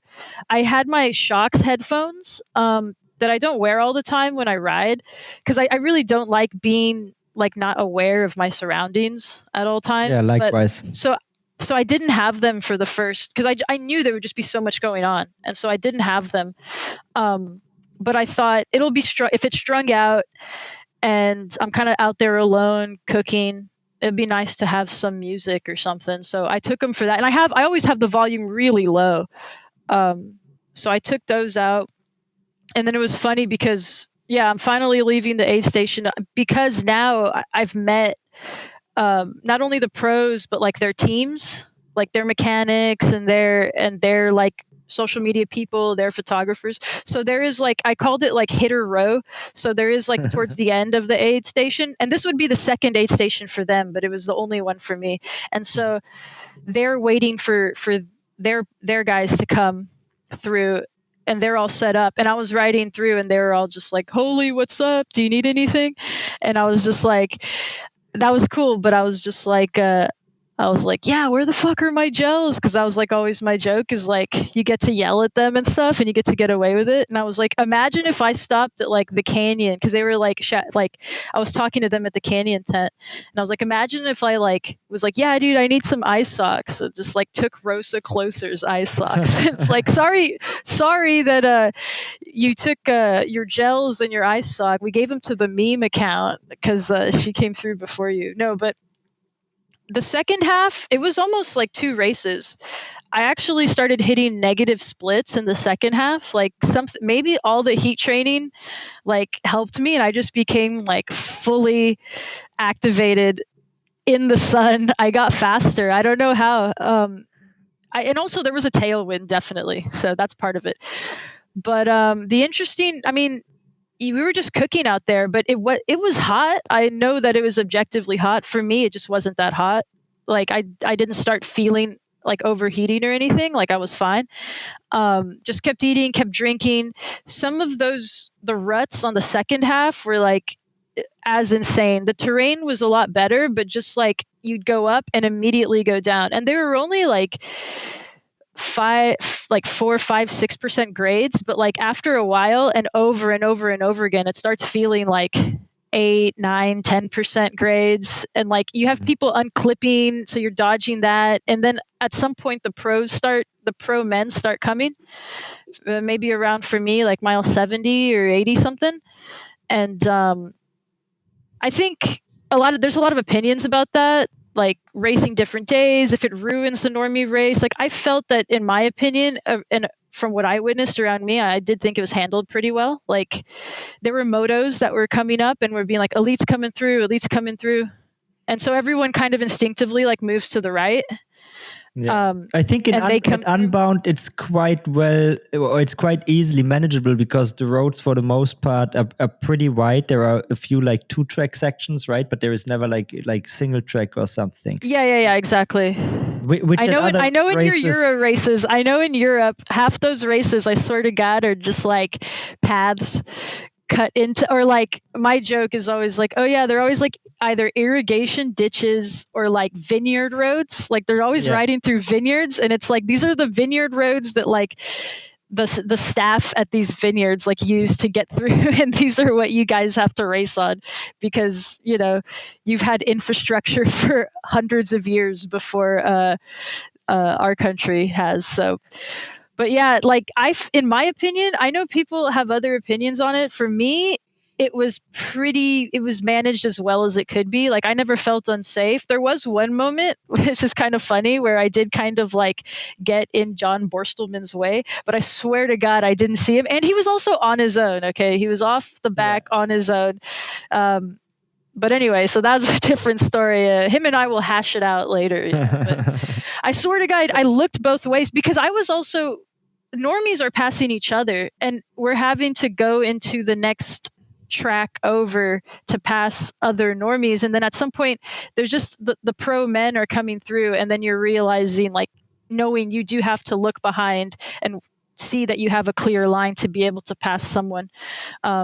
Because these guys, and I have a video that I'm going to upload on my account because I had my GoPro out there, and then my friend's Insta360 that he lent me.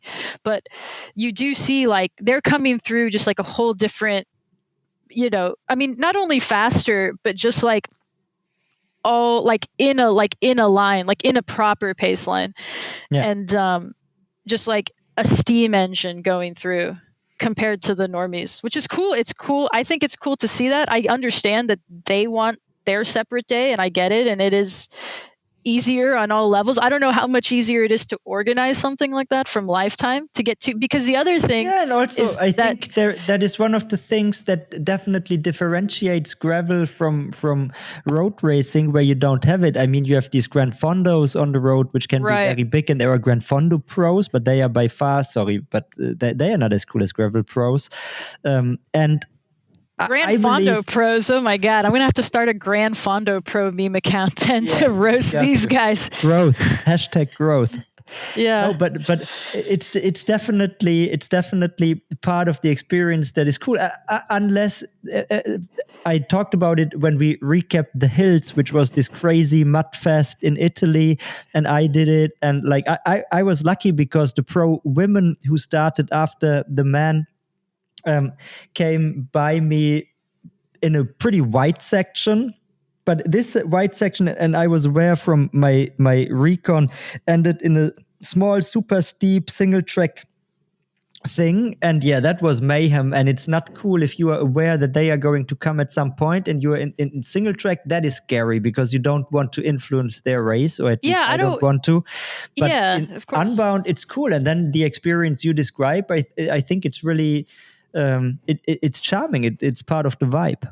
People around me were so geeked that like they were just like, dude, I think that was Keegan. Like people were so nerding out. So I thought that was cool because I wasn't the only one who's like, but yeah. So like I keep saying, not everyone had the same experience as me. In my opinion, it was handled as well as it could have been. I never felt like my race was at risk. I never felt like I put anyone else's race at risk. Like like you said, I don't want to be a part of their story, like, of course not.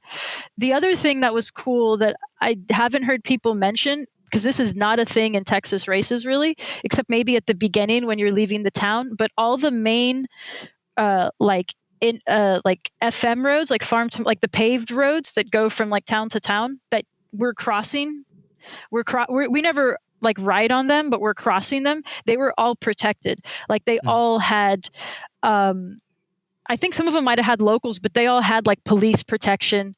and like or like maintenance work or like and stopping traffic. Like at no point did I have to stop to let traffic through. Like they were stopping traffic so we could go through. And people complain that these races are too expensive, and they are. Like this, it is a lot of money, but for something like that, to me, like as far as safety goes, like that was worth it, because I've experienced races where that's not a thing at all. And that was great. I still think I had a conversation with Paul where we talked a bit about safety and the lack thereof. I don't know if you followed the Klara Sofie Hansen injury and how she was lying 2 hours with broken bones. Oh yeah, was she at the beginning, right? She was the one it took forever to get. Yeah. 2 hours. I did hear about that. Yeah.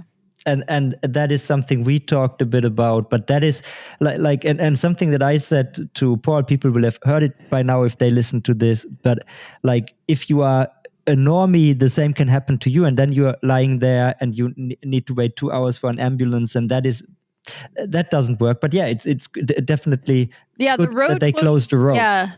Yeah, and so that, I mean, because they can't like close the roads properly, but like riding through the main roads was like crossing them was protected, which is like not a thing I've ever experienced before, really. But I did hear that the ambulances were taking. I mean, I can just imagine there were so many crashes. Like I didn't actually see any crash like live happen in front of me, but I was riding past people that were laid out, and of course you ask them, or there's almost every time there was other people with them already, but so the spirit of gravel is all good and well in that sense, at least. So that's what I always say is just like, whenever they talk about the spirit of gravel is dead or alive or whatever, it's like there is the pro sphere, and that's one thing, but like I experience it at every single race I go to, the small ones, and then ones like Unbound, like the biggest one in the world, is like the spirit of gravel is like, it's not going anywhere. It is very much alive. You just have to be part of the masses to find it. And I see comments on every post almost whenever they're talking about and the news is going to focus on the pro experience, cycling media, and I get it. And then the comments, all it takes is a privateer complaining. And I think they're valid concerns about their safety. And, in the women's field, there was the narrative about there's not really like a classification system, and there was people that, can push mad watts, but maybe not as experienced. And that whole idea. And then in the comments, it's just a lot of the comments are negative, and they're just like, I remember when it was just all of us out there and we just had cue sheets and printed out and we used to go ride. And it's like, well, great. That's cool that was an experience. You can still do that. No one's stopping you from doing that. But it's it's just like, I don't go to these races anymore because they're pros. And I was like, 99.9% of the people there were not pro, and we're out there with each other and doing this incredible challenge.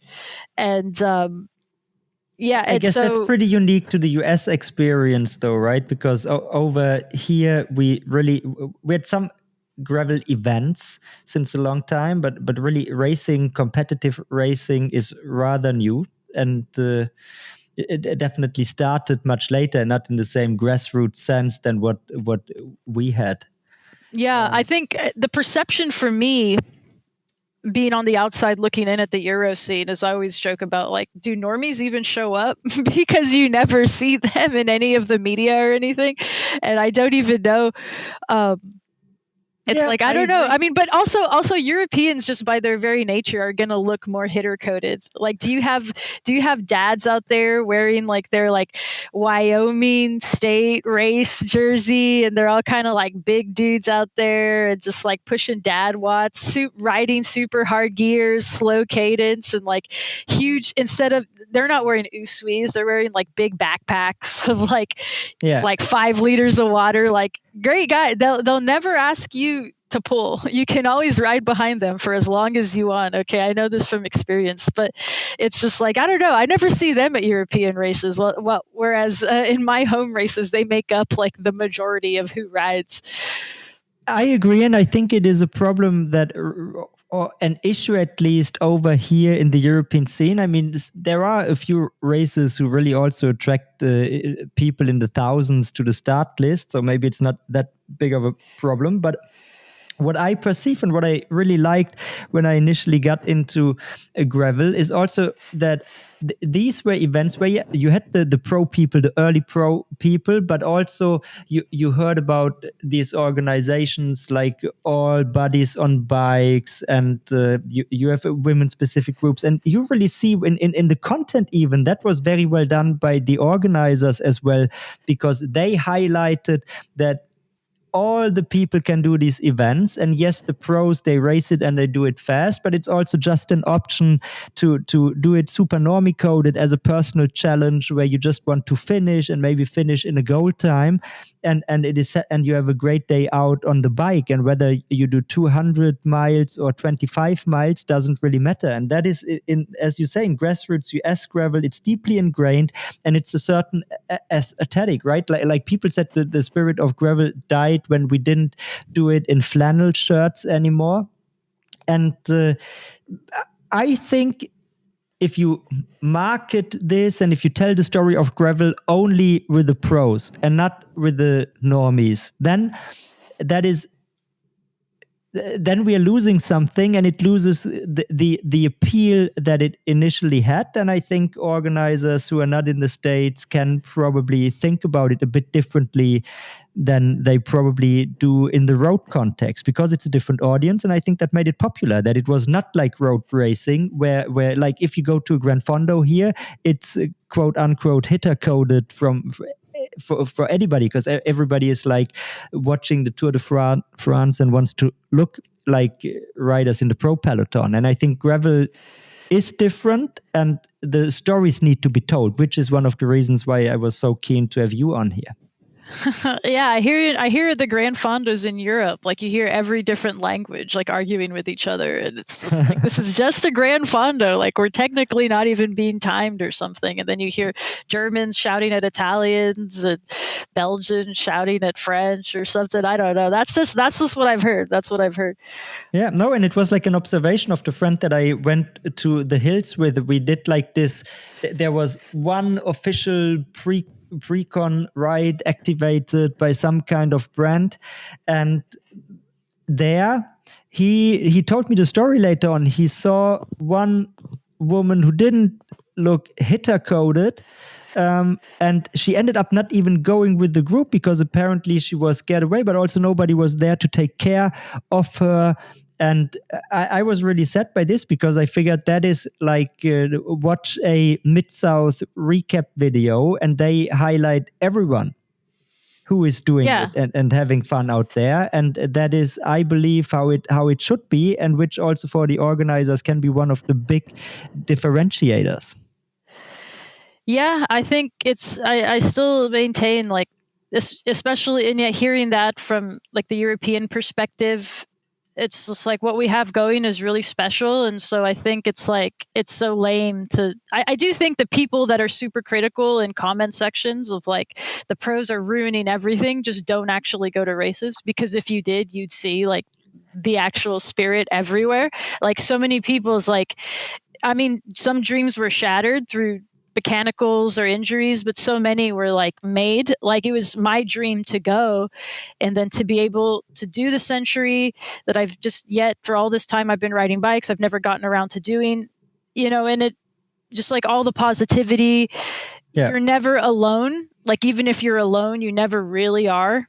Even if you go there, I went there, I was riding by myself. I didn't personally know anyone else. I didn't go there with a friend to ride with, and I was out there for all intents and purposes alone while I was riding on the bike. But I never felt, like at any point, I'm not a part of a community or something. Like, that's what's really beautiful about the sport. And it's hard. It's meant to be hard, and we're doing it all together. I think it's really inspiring. And I've seen that All Bodies on Bikes, and there's like the girls do gravel, and I don't know of any other sports that are as inclusive as this. If someone mentions run clubs, I swear to God, I'm gonna get. But don't you ever say run clubs to me. But yeah, and my experience was like, I finished. I was feeling good. It was starting to get hot, but I wasn't hot. I keep saying that. So like maybe the trick is you got to train in South Central Texas to to fully acclimate, and like the heat will actually make you stronger. I don't know. And have your daddy bring you rosa closers, ice socks. Exactly, right? Yeah. And so but just let me, before we get to the end of your race, just one last point. I think probably the distinction which we have here in Europe, so in many countries, in Germany in particular, but in others, it's probably harder to officially put a race together, because then you would have to take care of more of the having a lot of ambulances present and road closure stuff. So because of that, you have a lot of events that are really not races. They do not only claim to not be races, but they actually aren't races. For instance, here we have one in Heidelberg that I just happened to miss because it was on Unbound Day. They do up to 200-kilometer rides. There are gravel options, roadie options. They are not timed events. And that is where you have all the community spirit in Europe, and where everything is super normie coded and so on. So that exists. And I think in the US, just when you do an event, most of the time it's a race. People do it as a race. It's timed and all this, but it's also some people just use it as what would be here an event maybe. Yeah, that's how I treated it. I wasn't caring about my time necessarily. My main thing was I just wanted to finish strong. I was like, I know I'm fully well within my capabilities to finish, but I just wanted to finish strong, finish feeling good. And I anticipated that like I would be like shattered at the end, because everyone is just like, it's so hard. Even the 100-miler is so hard. It's like, I've seen videos of, that's what I thought. And I finished, and I was just like, ran into my parents, and I was like, I need to pee really bad. And then I also like wanted to see the women finish. And then I just wanted a beer. And then like another beer and another beer. Like that's all. And then like some nachos or something, but I felt like fine at the end. Like I felt pretty good. And I don't say that to be like sound Can you be public? But can you be public about your finishing time? Reveal it to the masses. I think 7:30 something maybe. I actually don't know. I was getting like the text messages of like the splits. My miles per hour, it included like the time I stopped at the aid station. It wasn't like, it was like cumulative, I guess. So I think 7. I actually never looked up my moving time like 7 something, and moving time was I think 7 something. Yeah. I don't know what. So I never actually looked up my athlinks or anything. Yeah, I never like looked up my athlinks or anything like that. So I don't know. But the only time I stopped was just at the aid station, and then when my chain dropped. Oh, and then I had to stop at that water oasis at the end to like pee again. Like my bladder just like sucks through just years of mistreating it, I guess. As we're on the topic, I asked for listener questions, and one person on our Discord, Yoshi Zaza, actually said he wondered how the riders deal with nature breaks. Anything special that you witnessed out there? Because he was asking, like, do people just do it like the pros and pee their pants? But I suppose in the normie field, people don't. No, I didn't pee my. I didn't pee my like $300 map chamois. No, I didn't. Yeah, that's good reasoning. And you didn't see any super. No, I mean just a bunch of gravel dads just pulling off every 5 miles to take a whiz. You see one, and then they might might pass. Then you see them again 5 miles later taking another. Like there's that. No, I just waited for the porta potties. But yeah, no, I never felt like I needed to like do anything extreme. But and then there was about the sideline, something that I was wondering about, because I just saw this video today actually, which was taken around the Little Egypt section, which I don't think is in the 100-mile race, but no, I did not do you crossed at some point the pro peloton towards the end when you mentioned that you got crossed. And in this video that I saw, the content machinery on the sideline, there were at least in this 5-second clip, like 6 people with video cameras or photo cameras, and it was just so much. Did you see this as well? Because one thing that I heard people say is like they almost wondered if they are now in a circus or in a gravel race, and you still feel this in the normie race? I mean, content is king, baby. Content is king. I reckon there's like just as many, if not more, media people out there than there were actual elites. There was so many, and some of these guys and women like have their own creator machines. Some of them it's like Velo News, and then whatever, Cycling Weekly, Cycling I don't know, like whatever. Yeah. But there was so many. All of them were out there, and they all have to get the perfect shot. They all have to get the classic Little Egypt shot, the aesthetics, the rocks, the down low. It's very noticeable, and it is funny. It is like a circus, but it's also like this is what this is their job too, is they have to influence, like that you have to make content that whatever either your marketers or whatever you think will make me want to buy your stuff. So it's like whether it's like the paw racing or like a Rosa Closer or Keegan or whoever, it's just like, what can they do to make people like me want a Santa Cruz bike or want a Canyon or want the Rose bike or whatever? And like, so I understand, like, that's what keeps the machine alive. Yeah. I think it's pretty ignorant and really cynical to be like, to take what you see and then turn it into like, it's getting ruined. It's just a part of it. Then it's like, I don't know. I think it's cool that there are some of the best in the world at something at where I'm at. I like I said, content is king. I get it. I watch it. Like, I watch most of it. Some of it is better than others. I actually think that, and I've said this to some content creators that I met out there, and some pro racers that are content creators and stuff. I don't necessarily think that the most polished stuff is the best. I think totally agreed.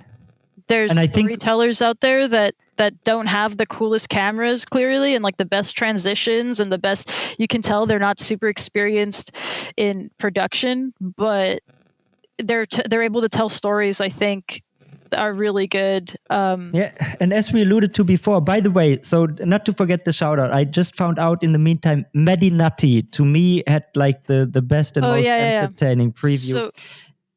And what I find now, we are getting to the point where you really need to think about doing something that is differentiated as a content, and that is still fun and not what everybody else does, because then all the goals that you rightfully point to, right? How many Santa Cruz bikes can you sell and so on. But if you do the same thing, and I guess there are few people that are more deeply embedded into gravel content than the two of us. And at some point it all looks the same and feels the same. And you need to stand out, because for the people who really follow the sport, they can only see so much of the same stuff.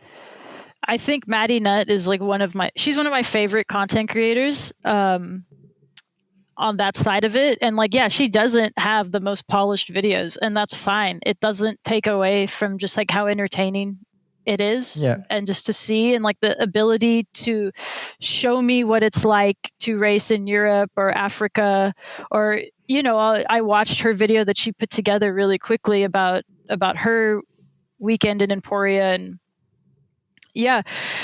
and she didn't have anyone out there, there was no footage from her riding through Little Egypt from some professional photographer or anything. I always say, a lot of this content ends up looking just like Nike ads for me. It just looks like commercials, which they are in a way, but it's at least supposed to ostensibly be about the story of your race. But I think it's getting to the point now where some of it's almost too polished.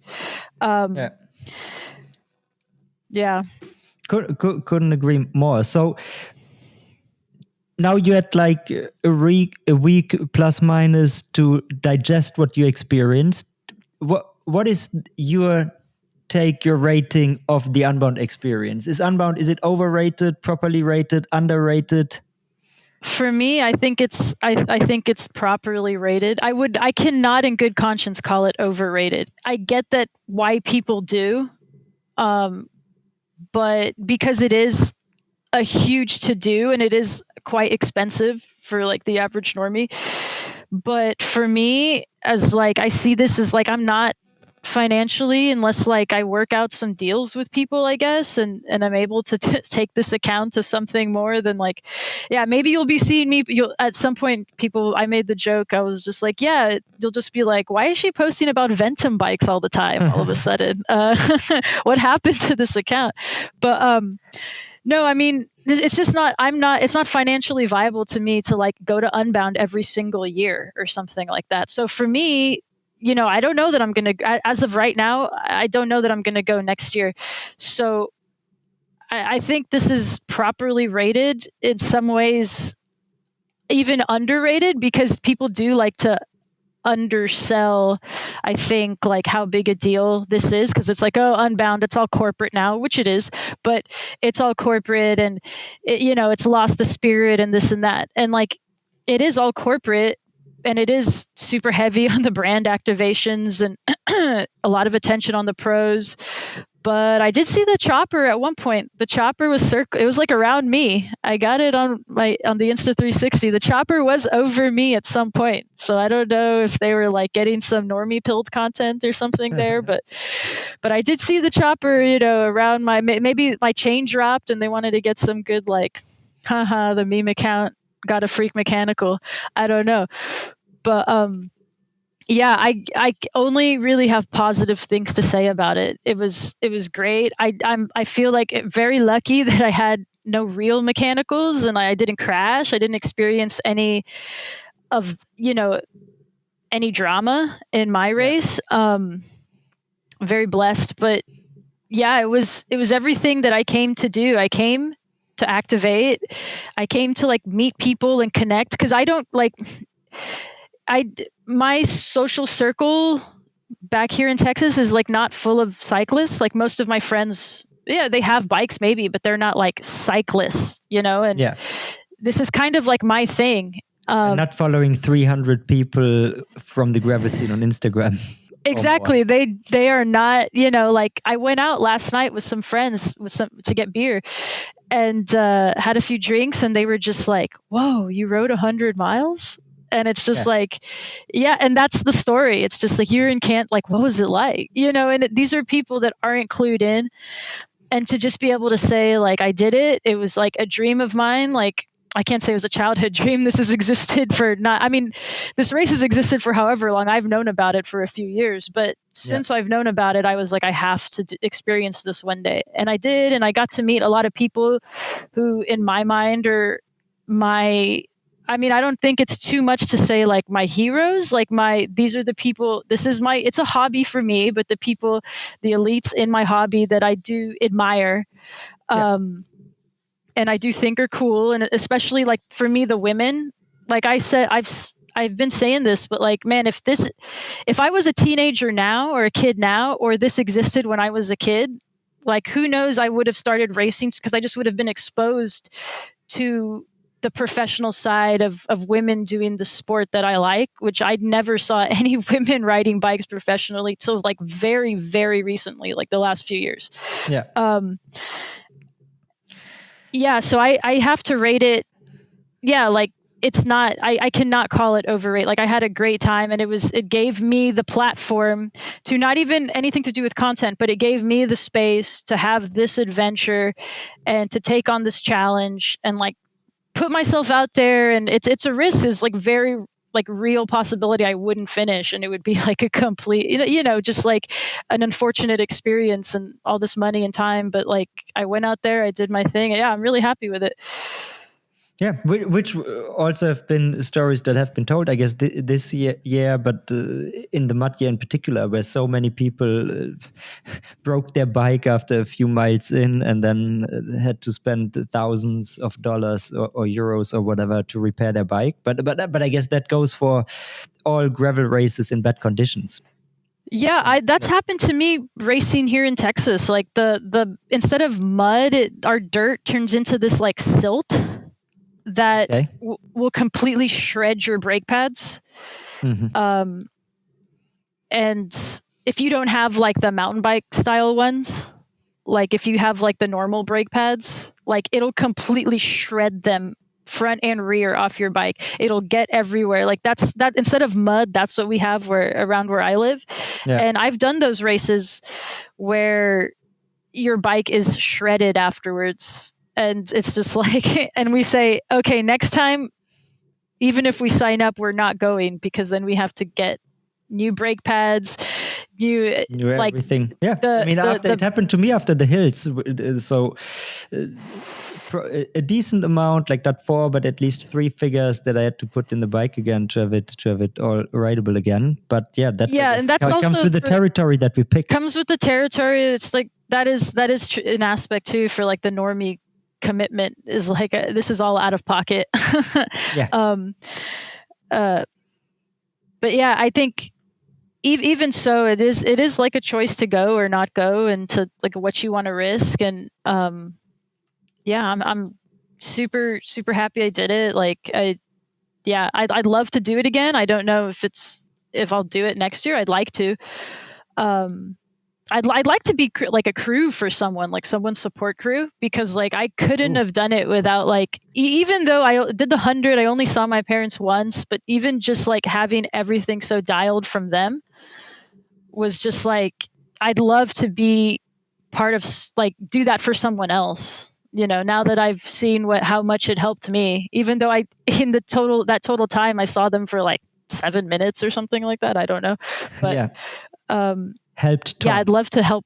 Yeah, I'd love to be a part of someone's day like that. Um, yeah, it was a great time. And I would, if for people that think it's like not for them or it's too big of an event or too corporate or anything like that, I do think there is that spirit and that joy that you can find in it, like for sure, like 100%.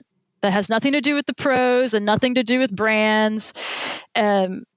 Just like hard course, like fast racing, like stuff that you're probably not exposed to if you don't go to Unbound regularly. Like I don't. I've never been to Mid South or Unbound or SBT or any of these big races. This is my first one. And yeah, I have to like I don't think it's too big for anyone. Like I think anyone that's that into the sport, if you're going to normie races, you will find something for yourself like at Unbound. So I have to recommend it. Like I had a great time. Cool. Hey, super glad to hear it. I know a topic that you are concerned with, think about a lot, and I do too, is the future of gravel and where this is all going. As you said, it's like 10 minutes old and just coming out of its infancy as a sport.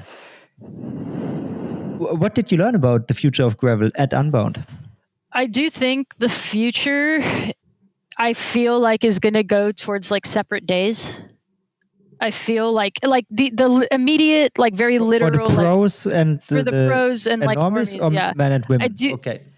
like for pros and normies, and I do feel like, and that's a less of a philosophical answer and more of like a literal, like it's going to go different. I like logistically, like I feel like that if you want to keep the level growing, that's going to end up happening. And everything I've read in the last couple days about it, I think that's probably like the easiest decision they could make. Not that it would be easy, but I feel like that's where it's going. Which like there always was the romance of like writing everyone like mass start going together at the same time, but it's just for something like Unbound, it's just like not feasible. At like Gravel Locos, like one of the bigger Texas ones, that's how it is. But yeah, I think on like a philosophical level, I do think that the sport is going to grow. I am curious to see aesthetically where it goes. If it does become, I do see a world in which it becomes this kind of, this might sound crazy, but I do see a world in which it becomes this, like the way, like when I was a little kid,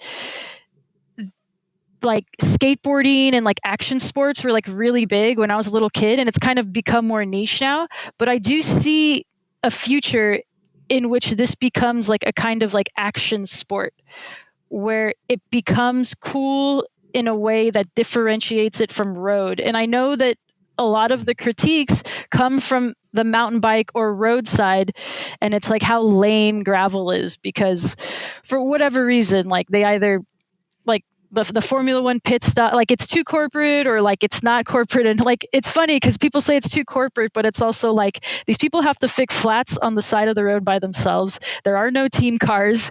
There are, you know what I mean? So it's like you call it too corporate, but then it is way less corporate than something like UCI road racing or World Tour racing at the top level. In my mind, that's how I perceive it. I So think I'm the one thing that skateboarding had as a subculture back in the days, it did not only grew completely grassroots, but it also had like its own, because there was no media that covered it, and therefore it had to grow completely organically. And all the brands in the space were native to skateboarding. And I think here gravel is a bit different in the sense that many of the brands in there, or most of the bikes in there, have either a mountain bike or a road cycling background, and there is even cycling media. So it definitely grew grassroots, but right now, and that is maybe why we are at this point where you see that it's changing and becoming more corporate. It's like the nowadays big skateboard companies like Vans or Dickies or whatever, they were pretty much native to skateboarding at some point, and then just became big because the whole thing exploded with Tony Hawk and so on. And that is probably, there are probably not enough, there is not such a thing as a gravel native bike manufacturer, for instance. Right. So there's that. I just think that there is, so like when I talk about what I do to people that don't, like most of the people in my life, like don't know, like only know about it through me and through my experiences, there is like a certain something that ticks in people in their head that this is something different. And I think it's the adventure aspect of it. So like you're out there on your own, doing your own thing. You know, there's something that and I do think the accessibility of it, like people, like I've had friends that have gone to Walmart and bought that Ozark Trail $250 Walmart gravel bike. Yeah. That's a thing. Like I've had a couple friends do that.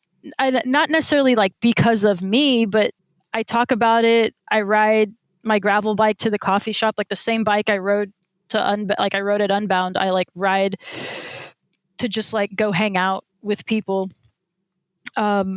And I do think there's and I kind of want to see what I can do with it, but like aesthetically, where it becomes kind of about style and like even divorcing it from the racing side of it, but just like images you can produce that aren't necessarily focused on, okay, everyone's all around Little Egypt and let's get this part of the race and these pros. But I do think there's like a romance adventure aspect you can capture that you need to double down on it. I fully believe that you're right, and you even see it like that on YouTube, for instance. You have like a VC Adventure who, I mean, he races, but he's not nowhere near the pointy end, and his stuff leans much more on aesthetics, the personal journey, and that works. And I believe that is something that we shouldn't lose. We cannot just adapt or adopt what is happening in road and say, okay, let's throw this at gravel. Then it's going to lose what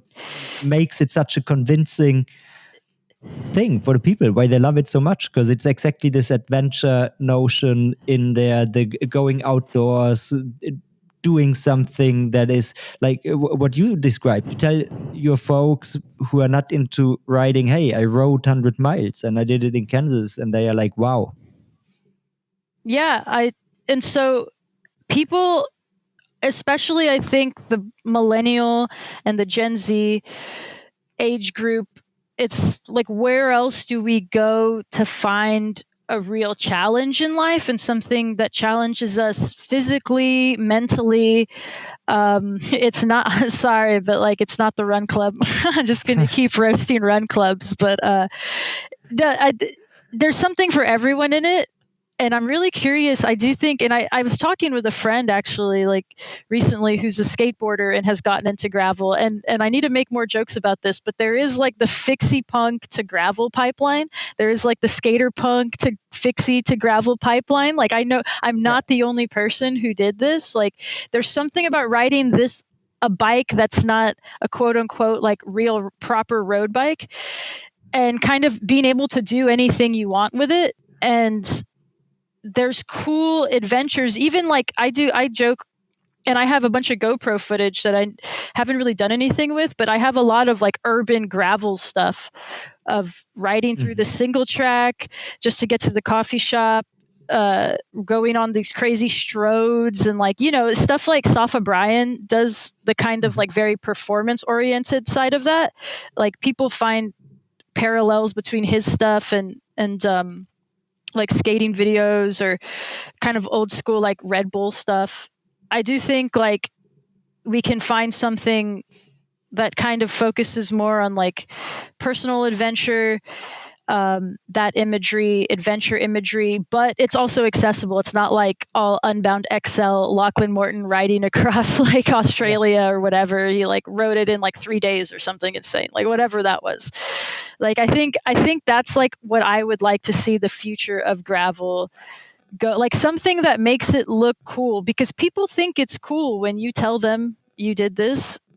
I do think there's like a lot of space, VC let's get it type stuff, or like I'll start putting weird stuff out there, and other people too that is different than the pros, but it's also not your typical gravel dad, like retiree. It's like the gravel dad, the triathlon mom, that the kind of like stereotypical normie coded in America. Yeah, it's great. It's awesome.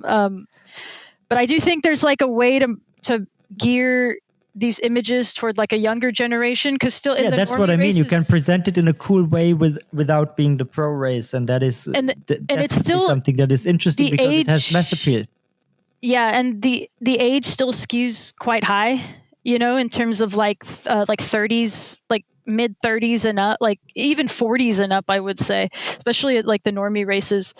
The main thing though is just like accessibility, just like price. I think that's where skateboarding wins, because it's much cheaper to buy a deck than a bike. I think brands like State are doing something cool, and like even people say like, yeah, it's just like we like rebranded Chinese frames or whatever, but like, which it is, but it's also, I think, with like making things accessible, and I don't mean like the all city kind of like crust, which like are cool, but also like these are like $1,000, like $3,000 steel frames, like okay, but something that's like priced lower, obviously not going to be the best stuff, but I mean the biggest barrier to entry, if like we're being honest, is just finances, like having the money. It takes a lot of, and even if you have money, like time, it takes a lot of time to go out there and do something like this, and time away from your job. Even if you have the money, it's like in America, like getting time off is not easy and is not like mandated or anything. So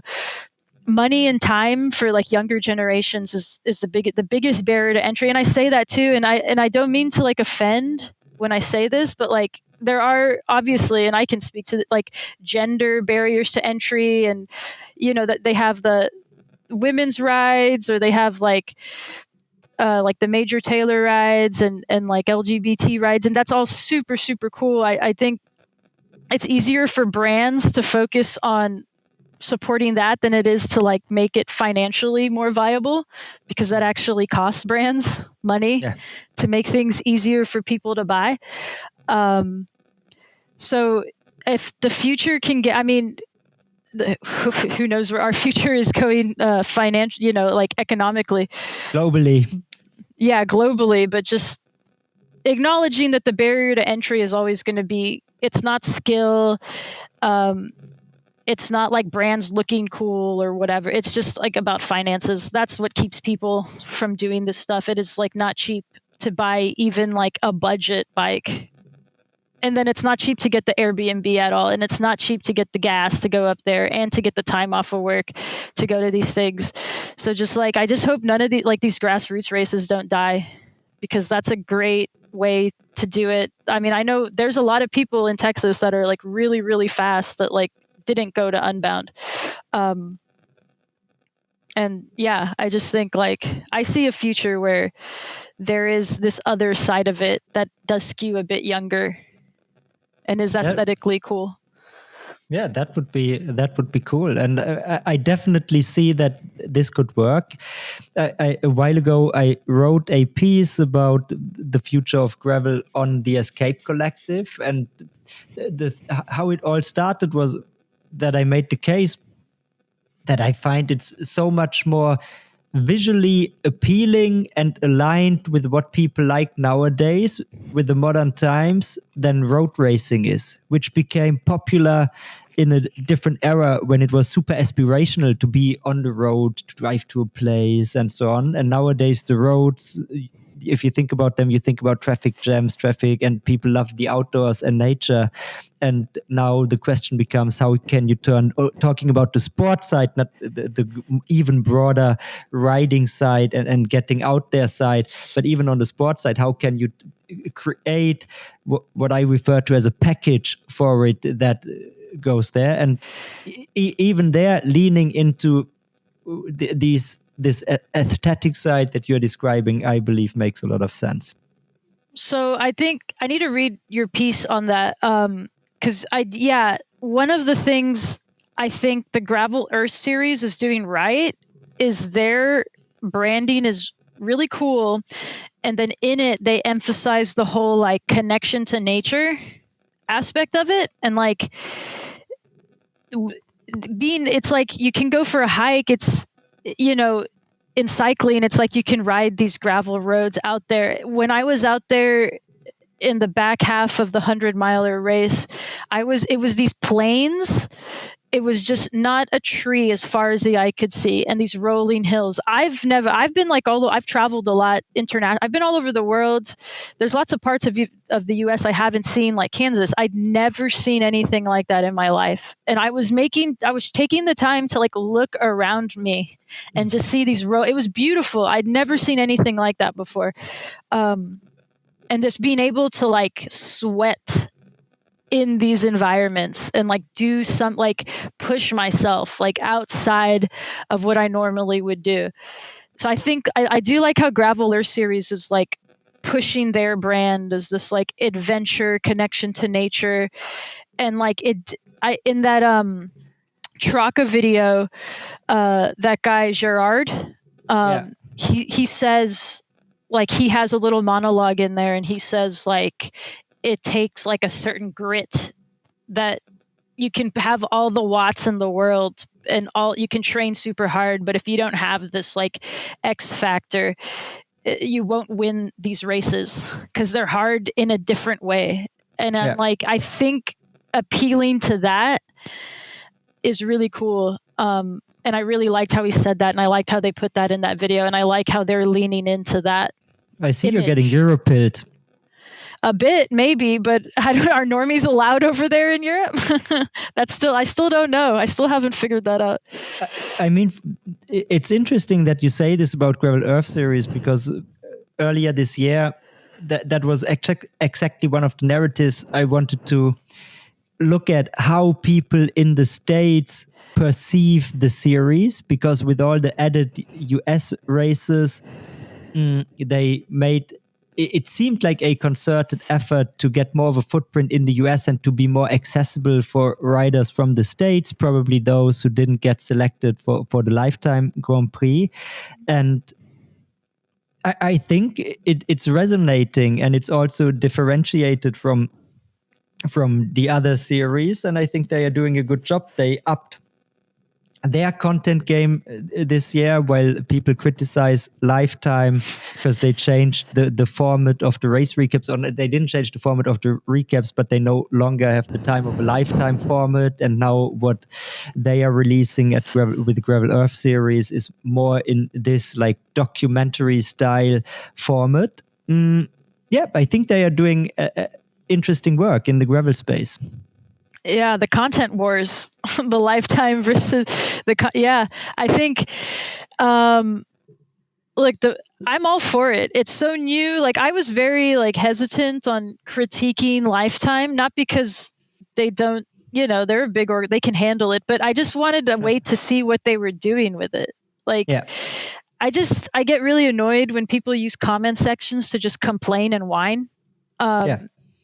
And so it's, first they were saying, wait, this isn't real highlights. This is just interviews and it's just drama. And then they put highlights on and then it was like, wait, we want interviews and drama and the storyline. And so that's like, I mean, literally, if you go to these that's what's being said. So, I mean, it's cool and it's like, it's all growing. It's new. I would have loved to I would have been glued to that Unbound live stream. I would have been in the comments. I would have been shit posting in the comments like I do on the Instagram feeds and stuff. Like I would have loved it. I was out there riding, but I'm all for it. These things, these people deserve to be on TV, YouTube streams. Like I think for all the work they're putting in, it deserves to be seen. Like my mom text our whole family group chat the live stream, and it was like, I hope they realize like I'm not in it. Like I hope they're not watching this thinking like they're gonna see me. But and then it was funny because even my uncle the other day we went out, like had a family dinner, a bunch of us, and then my uncle asked me if I'd ridden. He's like, "How was Little Egypt?" And I was like, he's like, they said the rock sliced the tires. Like my uncle's like this old like hippie guy. And I was like, yeah, I didn't ride Little Egypt, but it's very funny that my uncle who like hasn't ridden a bike in like probably 40 years or something knows about Little Egypt now because he watched the live stream because my mom sent it to everyone. And I was like, yeah, you do see me flirt for a split second when I'm getting lapped by, Cam Jones and Simone Pilot. You do see me. It fades away, and people were sending me the thing. So it is like an Easter. There is an Easter egg in there. I'm getting lapped. But I'm all for it. These things need to be on TV. I have this joke we make on our podcast. Like, is Saudi Arabia gonna come and like discover gravel as like their next way to sports wash and like buy out gravel and do like they've done in golf? They're just gonna create their own series and pay all the top pros to just race in the Saudi Arabia, just buy everything, and you never know anymore. There's a lot of oil money. It is apparently they are coming to road cycling, or maybe not to this one cycling thing. I don't know if you followed this, but so we went long. I don't want to take too much of your time. There are I mean, you tell me to shut up whenever you want to. Oh no, but I have a ton of blogs. But you can essentially pick one of the two ones that I think we can do the best in. So one is, let's talk about the pro races, if you have any takes on the pro races. Or the second option is what I dubbed the live stream meta critique. Pick your poison. Whichever. I mean, well, we kind of already touched on the live stream, I think. I mean, like I saw a bit of it. It looked cool. I feel like Payson did really well. Everyone was talking about how good Payson McKelvin was at that. Maybe one day we'll have like motos out there and someone like they do in world, like the Grand Tours, like people on the back of a moto commentating. Maybe that's where my future lies in gravel. Like I can just be like, maybe I'll be on the back of someone's moto and just being like, how many gels have you had so far? And just shoving the mic in like someone's face. I don't know. What's your tire pressure at? Yeah, I don't know. It seemed like it went as well as it could have gone. I guess, from what I saw. Like I went back, I had it on while I was like doing laundry and stuff and like cleaning my room earlier. Yeah, I mean, me Yeah. not being there, I obviously watched it. I was glued to the screen, like you mentioned, was a bit in the comments as well. And as you say, I think it was like, especially for the first time, them doing it themselves and not having, I think, was it Flow Bikes or whoever did it a few years ago. Yeah. They produced it and they did a fairly good job. There is some stuff that can definitely be improved. I think I saw a lot of waving from the lead, especially the ladies, but also the men, because these Jeeps, they shot it from where sometimes in the way. Also the drafting that they enabled. Yeah, I heard they were getting a draft. One of the pros, I won't say who, one of the pros sent me a message. And it was, they obviously they didn't do this because they were writing, but someone had like screen capped part of the live feed and sent it to this pro, and the pro then sent it to me. But it was showing how they were talking about the no drafting rule, and then in the shot you have people drafting like the ATV. Yeah. I don't even know what the answer to that is. I don't know. I'm just a normie, man. I have no idea. But I guess I'm like, from a viewer experience, the one thing that I found is just having two races, the men's and the women's race, in one race, just made the broadcast very difficult, because already if you want to broadcast a cycling race, then you have to follow. So especially in a long race that just breaks apart, then you have the lead group, the chase group, the peloton, and in all there can be action. But now you have this times two, and that becomes sometimes hard to follow, hard to commentate on a bit, but also from a director's perspective, selecting what to follow. There was at some point this pretty decisive move in the men's race when Mats Schmidt and Paul did follow the chase group or break away from the peloton, and we didn't see the men's peloton at this point for a long time. So these were like little tidbits, but then it's because there were two Europeans, so they couldn't show that. They had to keep. Maybe that's the reason. They had to. Yeah, there are two. We can't get too Euro-pilled over here, so. Maybe this, but like by and large, I think it was a great step in the right direction, being now able to watch the marquee races, Trucker 360, Unbound, and later on in the year, the World Championships live. Yeah, just starts to make it a real sport you can follow, a spectator sport. And that is, to me, one of the decisions that have been taken by now by the forces that are in gravel. We want gravel as a spectator sport. Me as a normie who's sometimes riding but following the pros, I want it to be a spectator sport, and live streams are a key ingredient to it. It has to be, because you can't just rely on long captions and like commercial style ad reels on Instagram to promote your brand as a racer. Like you have to see them doing the actual sport that they're doing. And there's even someone like in the women's field, like for example, this stood out to me, was at Sea Otter.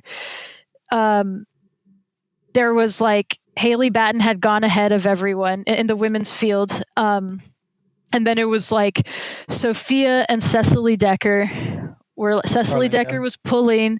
Yeah. And everyone in the this wasn't a live stream either. This was just the live Instagram feed, and the comments in the live Instagram feed were like going insane, because, you know, everyone had their opinion, and they were like, Sophia's not pulling. How dare she? They're like, wow, Cecily's such a beast. She's pulling. She needs to stop pulling.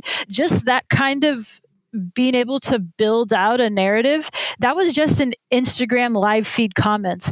And then they uploaded whatever it was, little dinky highlight package they uploaded. And then people in that comment were talking about it. And then there's someone like Sophia has a huge presence in the sport.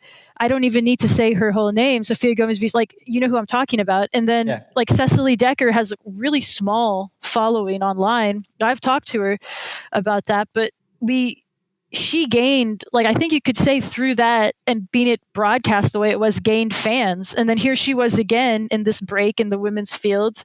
And the funny thing about my race was that my podcast co-host, my friend that I do the podcast with, I told him to text me updates because I was getting it on my Wahoo. I was like, he was watching the live stream and I was like, tell me what's going on. Like, so I can keep, just like something to just like have else on my mind other than writing. So he was telling me what was going on and he's like, man, Cecily's pulling a lot again. He was just like, so stuff like that, like if you're able to build a narrative and then follow people, it's like someone who doesn't have a big presence like Cecily Decker is like able to have like actual fans and people following you beyond just, oh, they're on Ventum bikes or they're on Specialized. This is what we see video of them because they're shilling stuff to us. But being able to see the sport for what it is, it's like it has to exist, or otherwise that part of it at some point would die off, I assume. Hopefully not, but yeah, I think you have to see them actually doing the sport. True. Definitely. Otherwise, it can just be mass participation, and there cannot be all this pro. And there's some people. Some people who want that, who just want it to die off. A lot of people that have been like, I was riding Unbound when it was still dirty Kanza, and we don't need any of these pros. That's their opinion, and they're entitled to it. But that's just, to me, like that's never been my opinion. Like as soon as I realized there was pros doing this, I was all in on it, while still going and having my own normie experience. I just think it's like the coolest thing that this happens, in this at the same time or in the same weekend if they do end up separating them. Couldn't agree more, and I believe that is where we are headed. It is what the organizers of the big series in particular want. We can be so happy that the UCI, I mean, they play a role, but not the role. They are not directing and leading the charge. We can be so happy about this because the Gravel Earth series and Lifetime, they are doing a great job at creating, again, what I call a package for the sport. And it's by no means perfect, and it can be improved on many different ends, but we see it's resonating with people who love riding their bikes, who love nature, and it's also, I feel like, attracting a different audience from road racing in particular. I also think it's different from mountain biking. And also the big one is women having the same like courses, the same distances, the same exact like arena, not in all Euro basically. races, but definitely in the US. Oh, really? Not in all Euro races? Not in all Euro gravel races? In the UCI races, not in all of them. Oh, of course, the qualifying UCI. Yeah, that's why. Yeah. But there you go. I don't even think, does those UCI races even exist? I swear to God, I saw like one post from somewhere that it was like, oh, Lorena Wiebes like won the some UCI women's race in like Belgium. And I'm like, did that even really happen? You can't convince me that even happened because I never saw anything else from it. Like, it's just like, are you sure this isn't like a psyop to ruin gravel and make it like the worst thing ever? It's like UCI gravel. VC Let's Get It does a fair bunch of them from a non-pro perspective. So his stuff shows these races actually exist, but they have a different take on it, and it's also good that this exists. And many of them are, some others would call it a ChatGPT race, but there are a few good races in there as far as I heard and see. They just do a horrible job at broadcasting or showing or social media content. Most organizers do it themselves. There is no like umbrella production that is provided by the UCI, or rather the organizing company. It's one company that leads and coordinates all the individual organizers. And I think they introduced some like minimum requirements in terms of content as well, but minimum is pretty much the right word for what they are. In the case of most races, I think, was it Monaco gravel race? I think they did a fairly good job. but yeah, whole different beast, but also as like a length, distance, level of the physiologically a very different race and so on. But yeah, we have these three different takes in gravel, and that's good because it's not controlled by one almighty central entity.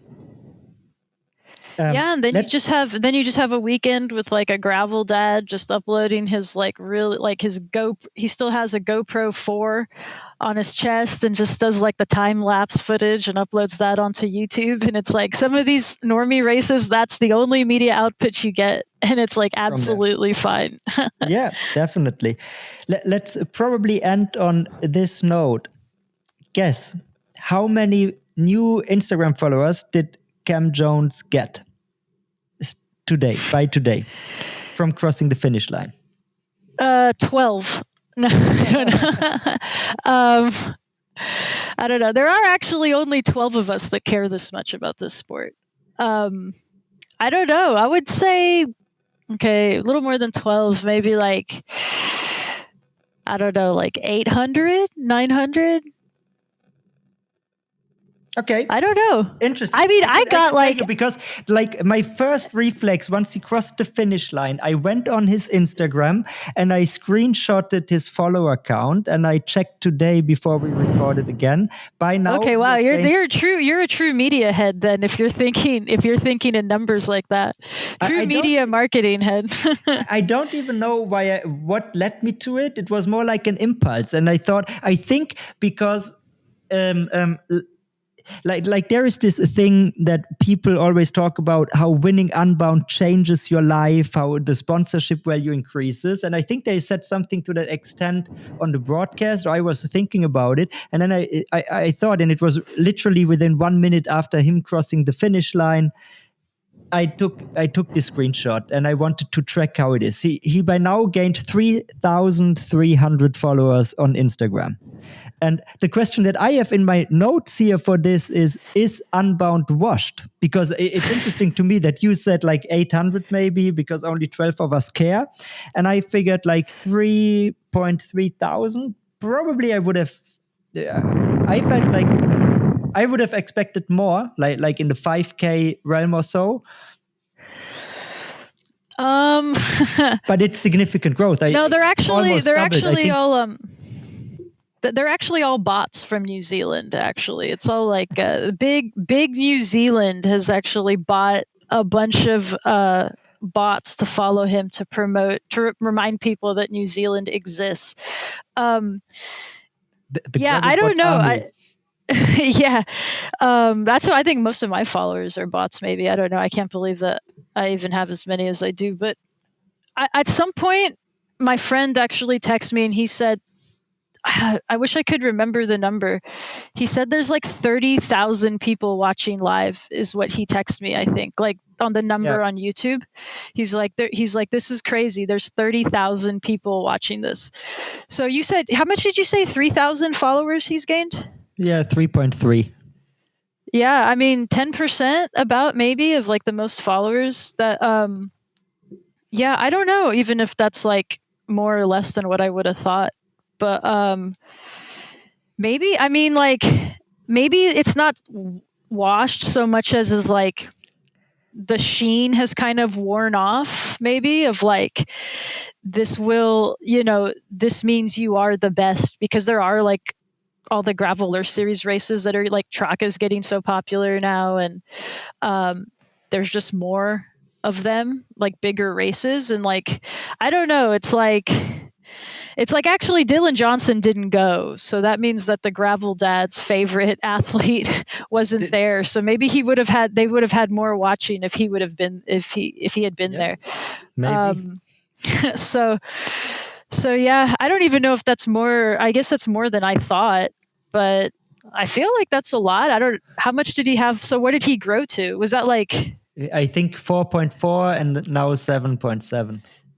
Almost like 100% increase. Yeah. Though. So like definitely. In that metric, it's like quite a bit. And I mean, following the racers on Instagram is probably really a niche activity, even within gravel, right? Like everybody follows a few racers, but he's new, young, and what I find really valuable, coming back to the future of gravel and closing this loop, that actually a relatively young, and by gravel standards super young guy won the most important race in a sport that, in my opinion, one of the biggest deficits in gravel is that we don't have a talent pipeline. Maybe in the US you have it a bit more because it's the only cycling, domestic cycling that really matters in the US. But otherwise, there is no infrastructure that supports young guns. And we talked about how cost prohibitive the sport is for many, and so on. And I think it's really important that we get new faces that also succeed and matter in the sport, because you, as you alluded to in the beginning, you have an NBA background, and then probably you are aware how important all the talk about the draft is, and the trades and so on. And finding the next new talent is so important. And that is one of the things that I believe matter. And the fact that some new faces can pop up is super important for the sport to matter. Look, we don't want all the sport to just become a bunch of old world tour heads, and then the rest are like nepo babies who, like, the only people who can do it are like people who are rich enough to be able to afford to just get that jump off the start, or just someone who's like dad owns Specialized or something like that. Exactly. Or like, I don't know, but I mean, that's something I have like not a lot of insight in, but I know some of like younger people that are local to me that are trying to go up, and it's like completely self-organized. And like I'm just like, how do you do, like, I mean, and your parents are still working, so it's like your parents can't go with you to every single, like, support you in that way. And it's like asking like 18, 19, 20-year-olds to like navigate brand deals, and like these are people, not people who have agents or anything like that, and trying to get sponsorships. And I think it is. Look, that is controversial, but that is why we need teams in gravel, because teams have this natural incentive and can create the infrastructure to support and identify talent. And if everybody needs to be a privateer in gravel, and to be a privateer, you need to have large followings in social media, then you cannot be a sustainable competitive sport. You can't. Yeah, and teams create narratives, and teams create vibes you can identify with and all that. I used to be Trek Driftless, and now I'm Pa Racing. You got converted. The alliance is Pa Pilled. Yeah, no. I think I agree. You don't want to see. We got. I don't want to pick on any. I have like names of like pro guys, but I'm not even gonna. I'll let the memes do the talking there. Yeah. But yeah, no, I agree. Like, we want to see, like, and the more talent that goes in, it's like just the better and faster it's going to be. Because that's obvious. Like, you don't even need some normie to say that. Like, obviously, there is like, just like, as the last thing, like, there's that podcast, like Payson McKelvin's podcast, and he had like Alexei Vermeulen on, and Alexei Vermeulen was talking about the importance of bringing up younger talent, because no one else is going to do it. They can't do it for themselves. It's like impossible for children to do it themselves unless you have like rich parents, basically, or parents that are connected. At some point, even in other sports, it's like everyone coming up, their dad was in this sport. It's like, that's not necessarily what you want to see. But he talked about like, the importance of like the sport will die off if you don't have, these other ways to tell stories, whether it be your own content, live stream, or these like young teams coming up. And I'm all for it. I'm as like, I'm a spectator. First and foremost, to brands, I'm a consumer. I'm a spectator, I'm a consumer, and then as far as the races go, I'm a participator on like the normie side of it. But it's like you have to tell the stories and like introduce people, for people like us to pay attention to what you're doing. And it's just like, It's like love Ted King and what he's done for the sport, but like if in 10 years it's still Ted King out there at the front of the line, like I don't know, I might have maybe I Sport will has an start issue. maybe I will start the run club account. I don't know. Finally. On this note, it was a pleasure to have you on. We could go on for, I think, many more hours, but then probably Yeah, people would stop please listening. please cut anything out that you need to cut out of me. I will not be offended. Thanks a lot, Holy Spirit of Gravel. Maybe we Yeah. can repeat this at some point in the not too Yeah. distant future. Yeah, thanks for having me. Stay dialed, stay activated, stay Europilled.